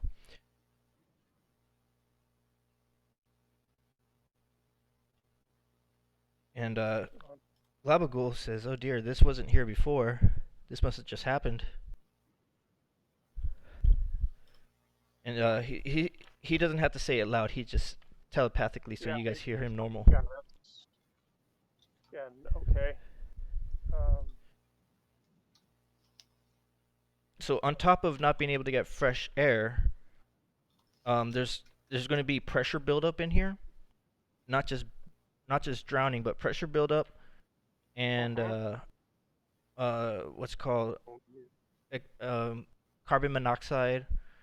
Yeah, monoxide, dioxide, and all of those other oxides.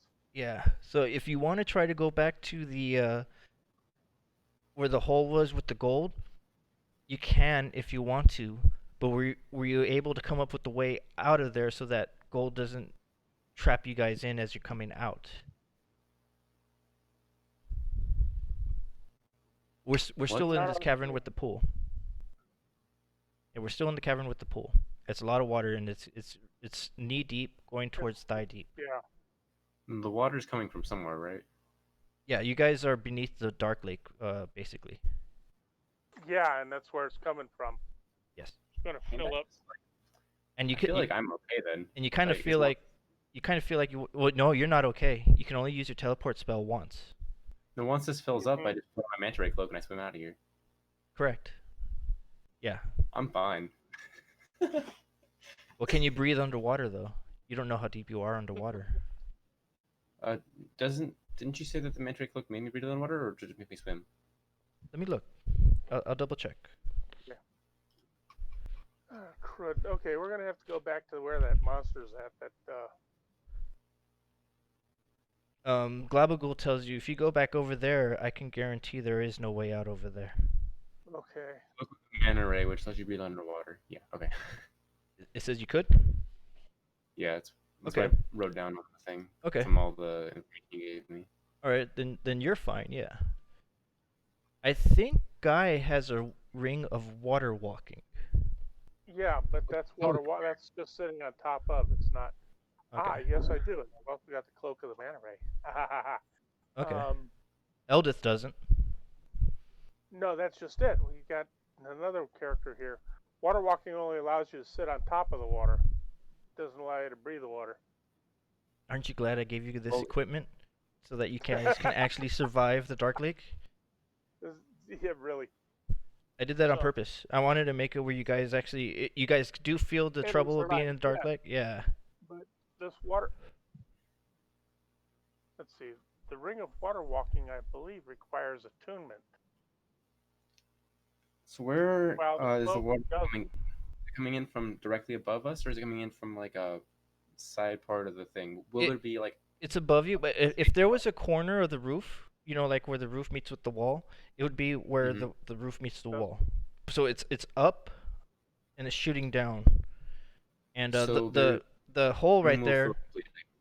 Yeah, the hole right there. It looks like that the rock is starting to break off, and you could probably break it and make more water come in, but you know it's going to just bring the whole lake down on you, pretty much. Well, if we do that, we just swim up and then swim back to the island. And so there's nowhere. Eldis, this is gonna fill up entirely. There's not gonna be like a little dip you can sit in for a little bit, right? You don't know. Based on where the water's coming in. Yeah, Eldis says, I don't want to get stuck in that gold again. That was a crushing force. That did not feel good. Yes, it would be.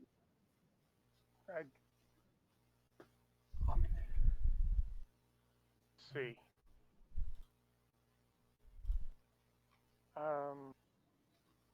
And then, judging from the speed of this water coming in, you don't think attuning for an hour is going to be wise because it's coming in fast. And so it's now the water is coming up to your thigh.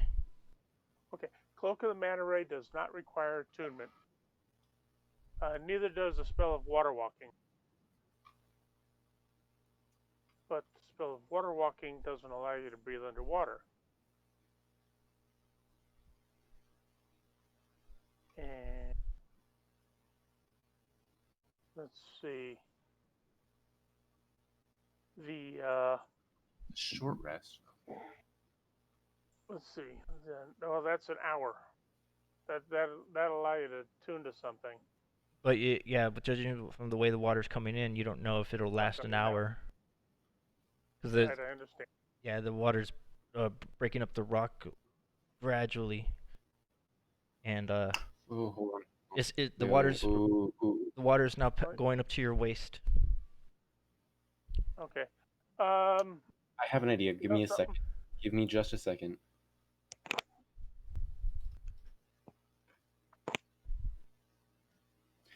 All right. I've got an idea. I got a bag of holding. Go ahead. Can you breathe underwater briefly? Who? Zim? Wiley? Can you breathe underwater? I have Manta Ray, so I'm fine. I have the idea here. Elodith, I was gonna give her my Cloak of the Manta Ray. Earlier I cast my I'll tell you what. Can you breathe underwater briefly? You're mentioning something about that. I have Cloak of the Manta Ray. You have one? Yeah. Okay, so do I. And okay, I'll tell. And Eldith is smaller. We can have her climb. We can get her into this bag of holding for I think it was 10 minutes or something like that. I think I've got enough room in there to let her get in there. And she's like, "You want me to go in that?" if you want to live. She's like, what You choice can do I survive in have? there for a brief period. You've got a brief period of time you can live. You can breathe in there. We should be able to get you out before then.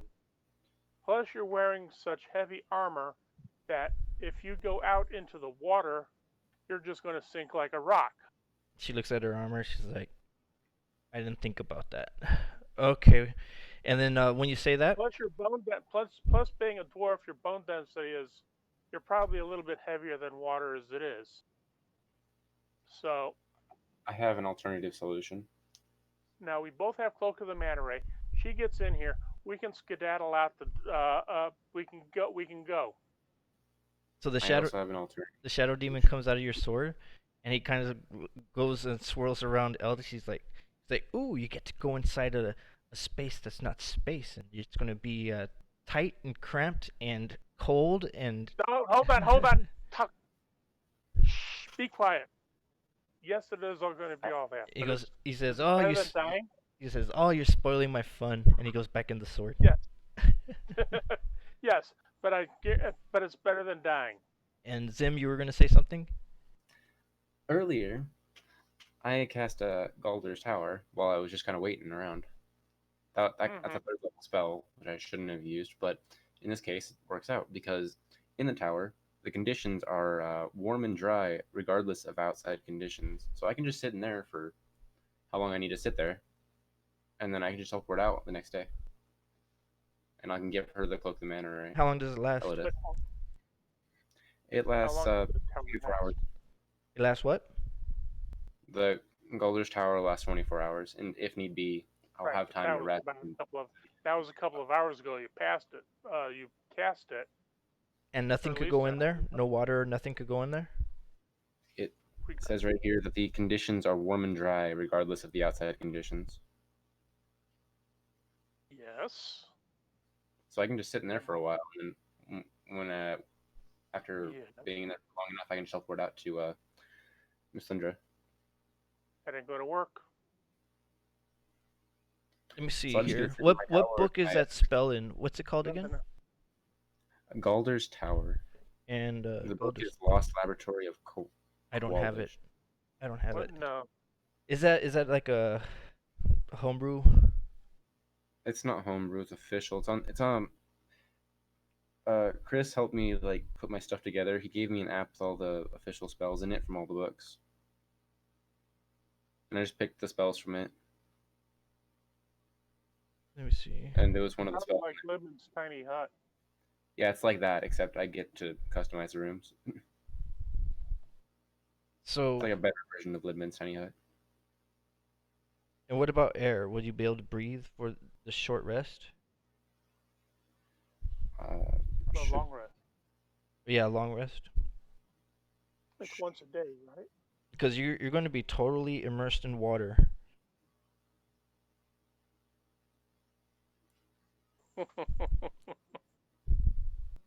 Now, you want me to be a dick and DM for you?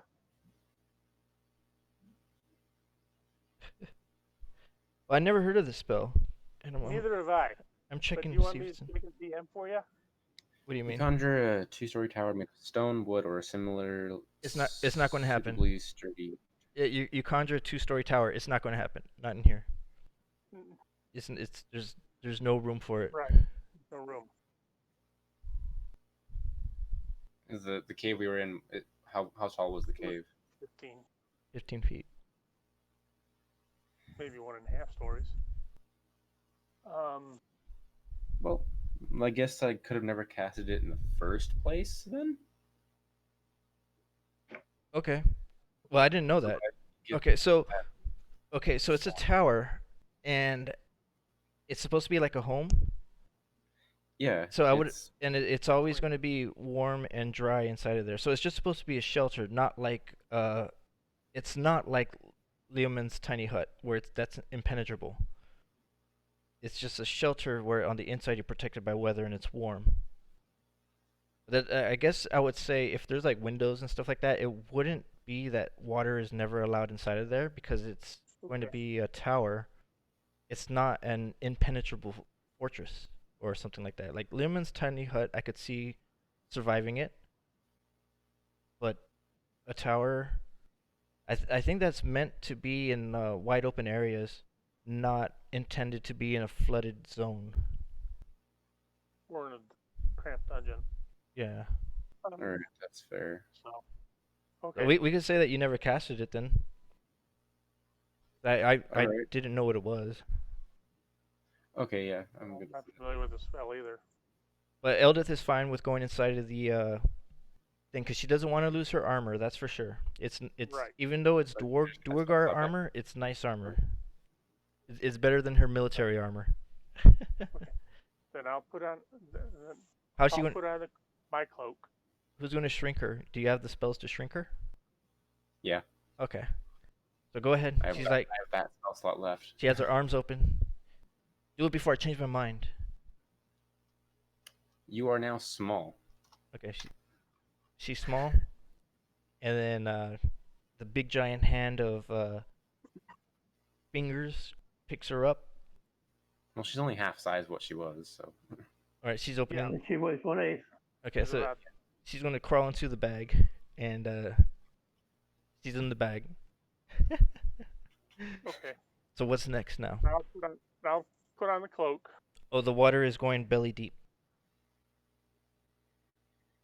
And the water is coming out of where? The roof, the side? Yeah, if there was a wall and a roof where the wall and the roof meet, it's at an upward angle and it's shooting down.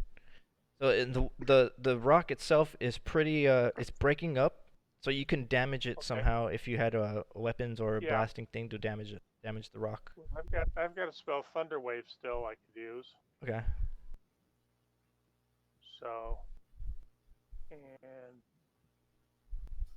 that. So okay, the water is actually evening out where it's at right now, and it's starting to just go through the rest of the tunnel. So in the pooled area, it stops at waist deep. But the water is going to trickle through or flow through the rest of the this rest of this temple. Define waist deep. Oh, for you it's going to be Chin. yeah, for you it's going to be your chin, your neck. All right. Yeah, I'm 5'3", so I'm not that tall myself. So, okay. Okay. So he'll put on his cloak, I'll put on my cloak, and we'll see, we'll tell, Eldith passed before she went inside the thing. She passes one of you that light thing that okay. Right, what's his name? Leonardo gave her. Yeah. Okay.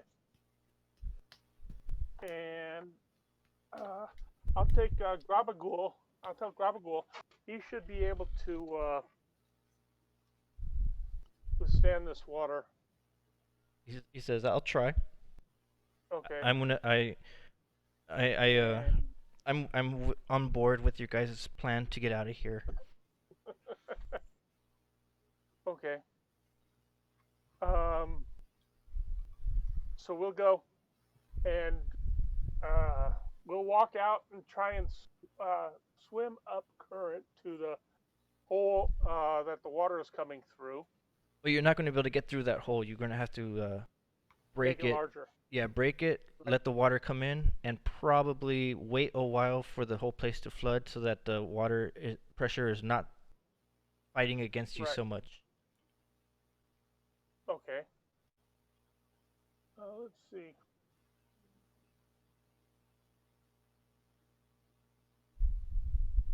Okay, it doesn't get. It says, while wearing this cloak, when the hood is up, you can breathe underwater and have a swimming speed of 60 feet.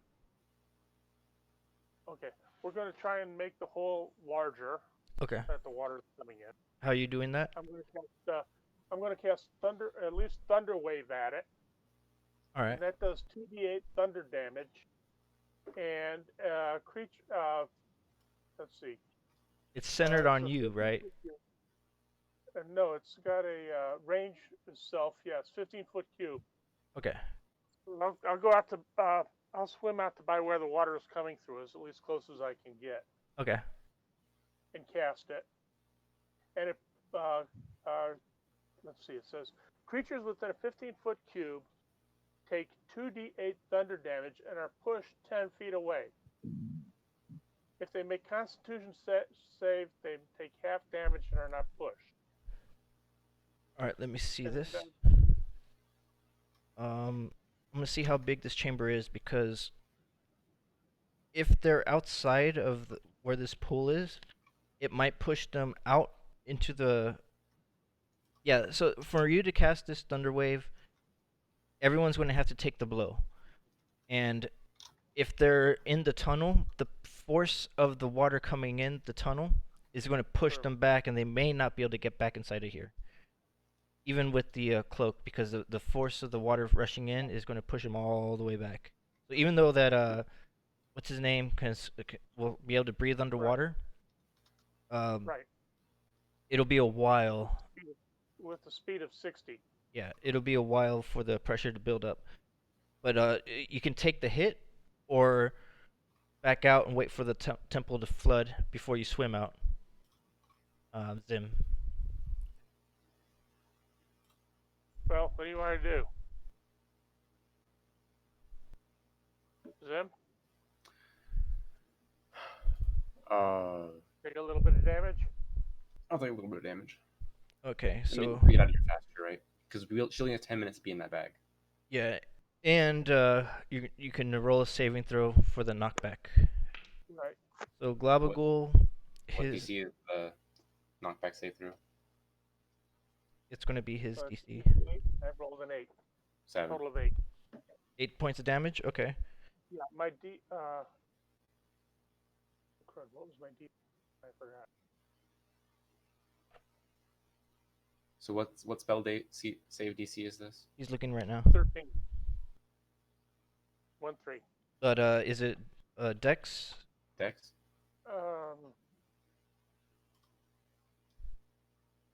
I don't think it matters. I don't have a spell save DC that high anyway. Let's see. It teaches. It doesn't. Let's see. Constitution. Oh, okay. So then Glabagul succeeds his Constitution. He got a 15. And but he takes 8 points of damage. And when you cast your thunderclap, it's just like, right? Or how does it work? Mm-hmm. Okay. Well, it says components verbal somatic. I imagine it's like Hulk smash type deal. Boom. Okay. Type deal. So you do that. The water, the wall breaks, and rocks shoot out all around you. The water starts shooting in as a large geyser, and it starts to have so much pressure that it kind of feels like like strong streams of water hitting you where it kind of hurts, but it's not doing damage. Yeah, It's that, and it's pushing you to the back of the wall, and the whole Dark Lake pressure going through this funnel is coming in as it's filling up very, very fast. And after a little bit, this chamber fills up with water, and you guys are kind of like spinning in circles because of the current. And you're going to try to swim through now? Yes. Okay, as you're swimming through, you make it through the hole, but you're struggling to push along the walls to get by the current of the water falling in. Right. And Glabagul, he's squeezing through that hole, and what's it called? He kind of makes a hole in his body for water to travel through, so he can get in there. Neat idea. Yes. And you guys make it out, and the light that Leonardo was made for Eldith. Who was holding the light? 'Cause one person had a lantern. The lantern is going to be out. Okay. Yeah, I don't understand that. That would have been me. Okay. So you got the light and Zim, you see the glow, and you can follow the glow up to the surface. And what's it called? We're going to stop it right there. And when we get to the surface, I'm going to cast dancing lights. No. Like a little flare. Okay. All right. So we'll stop it right We'll there. stop here. All right. Okay. This is when we get to the surface. If we have not reached the surface, I'm not going to do it. Well, actually, okay, yeah, you're going towards the surface, so you basically have the glow in the dark lake, and Right. guess what's happening with that? It's going to attract monsters. All right, and that's where Yep. we're gonna end it. So if you watch Aquaman, it's kind of like that scene where they're Yeah. swimming in the water with the light, and then all those creatures are coming. Yeah. Laura. What else I- was there? I wanted to just ask you a little bit of something because I have Galder's Tower, right? It didn't. Hmm? It didn't work apparently. Me? Asking me? Yeah. Yeah, we'll say that you saved a spell slot from that. Okay. That's what you're asking, right? Yeah. Also. Okay. Because I have I decided to just take both of them because they both seemed neat. That's fine. So I have tower and hut. I would say But I take only the have- hut. The hut's probably gonna be more impenetrable because nothing could get through that. Yeah, I have both of them. One for like tight situations and one for more comfortable situations. Because No, it's probably a waste of a spell slot, but no, I don't yeah, have the hut prepared. I have the tower prepared. Can I swap? yeah. Go ahead. Yeah, the tiny hut's going to be more valuable as a spell because it's impenetrable by even magic. I think there's only one thing that could cause it to go away. It's a dispel magic, I believe. I'm not sure. Yes. But yeah, the tiny hut is more valuable and it's weatherproof. So you could be flooded in like inside the dark lake and put on your tiny hut, and then all the water would be built up outside of you. You can't cast it in the water. You'll have to Yeah, do you it have to before do it happens. Yeah.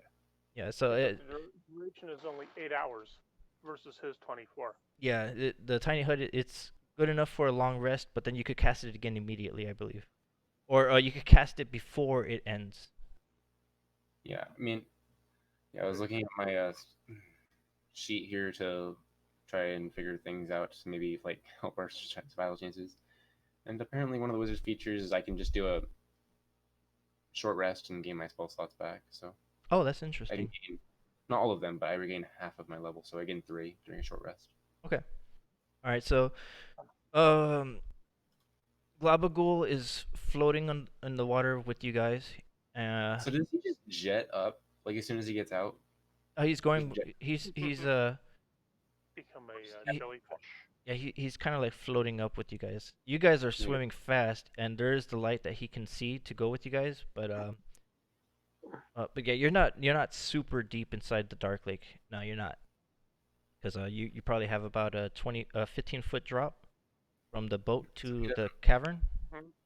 and then He doesn't like float in water though, right?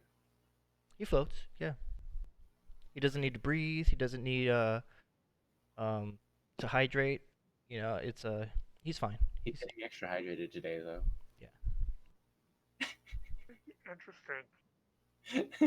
Okay. Green slime, pilot of the spell jam. Or gelatinous cube is the pilot of the spell jammer. Yeah, because the pilot That'd be seat. really interesting. The pilot of the pilot's cockpit. There's different kinds of pilot cockpits, and I believe one of them is a pool of ooze, like a magical pool of ooze. Could be. Uh, I all don't right. remember that in the book, but that's okay. Oh, by the way, I did get you. I remember you saying you needed the first and last book of the ones that you got for Spelljammer. Yeah. I'm sending you the first book. Hold on one second. Hold on one second.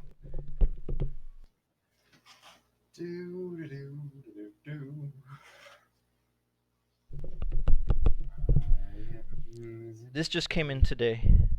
That's not it, is it? Oh, yeah, that's the one. Oh, well, I have it. It says it's book number 2. Yours says book It number is? 1? Yeah, Yeah, it says right here the Cloakmaster Cycle 2. right. Huh, mine said it was number 1. Interesting. Okay, All right. I'll have to double check on that.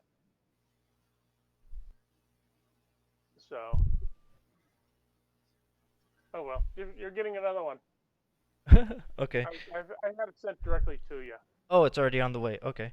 Yeah, so any ideas about what's happening for the ship? Yeah, James, you're here, right? Yeah. Okay, yeah. Any ideas what's happening with the ship? It sounds like it's flooding. No, I mean future ideas. not the immediate. Future ideas. Well, if we get the ship working, we could go someplace. How would you get it working? What can you, what can, what can be done with where you guys are headed that can help with this boat? Well, basically, we'd have to get it physically repaired.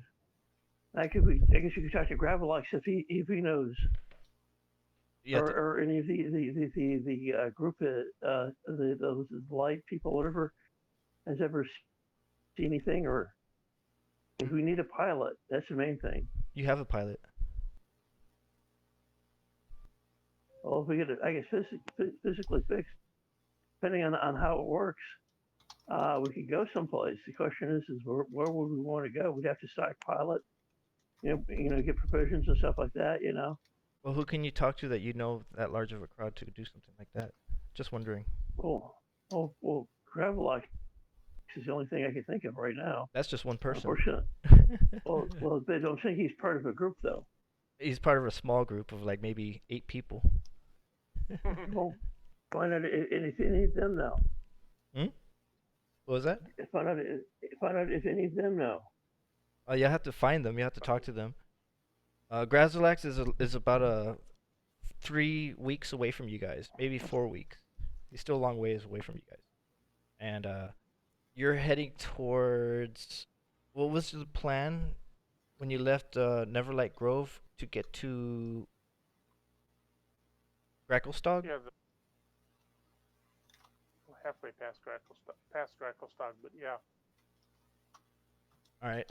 So I'll let you guys talk amongst each other to come up with ideas. Maybe see. You're still in the water though. Okay, you're not on the top. You guys are still in the water. Yes. We're gonna start next week where you're in the water, and then we'll see if you attract creatures or not.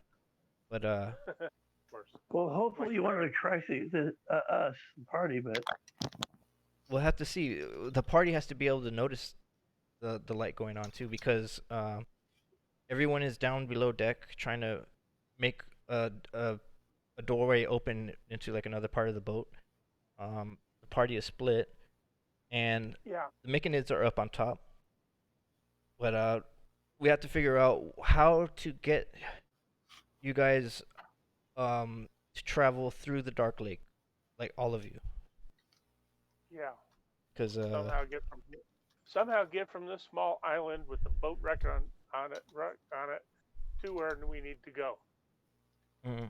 or something else. You may not be able to get the boat to move, but at least to get the Myconids to off of the boat across the Dark Lake. You're gonna have to figure out that. I don't want to help you guys figure out how to get the. I don't want to help you guys figure out how to get the Myconids off the boat. That's something you're gonna have to do on your own. I know what'll work, but it's up to you guys to figure it out. We can always surprise you too with something totally off the wall. Yeah, you never know. You never know. Yeah, I'm gonna take my cloak of the manta ray. I'm gonna use it as a parachute, cast a fireball in the water, and then use the steam vents to get back on the boat. There you go. No, I think I've got an idea too. All right. But okay. Yeah, I'll let you guys discuss it. Go ahead. I just canceled that Into the Void coming to you, by the way. Into the Wood? It was the same book. I just canceled it. Into the Void? It wasn't. Yeah, the book Into the Void, the one you just showed me. Mm-hmm. I canceled. It has not been sent yet, and I just canceled the order. Okay. All right, that's fine. So, because it was saying it was book 1 of the Cloakmaster cycle. Yeah, somebody probably made a typo. I don't know. Yeah. Okay. And if it was really book 1, that'd be cool. But I don't know. This one says book 2. No, it's the exact same one you had. At least the picture on it was. Okay. All right, you guys. Good night. Okay, I was saying before you go, find out if it's what the book 3 looks like. Oh, I already ordered book 3. It's just book 1 and book Okay. 6 that I don't have. All right. See you next week. Okay.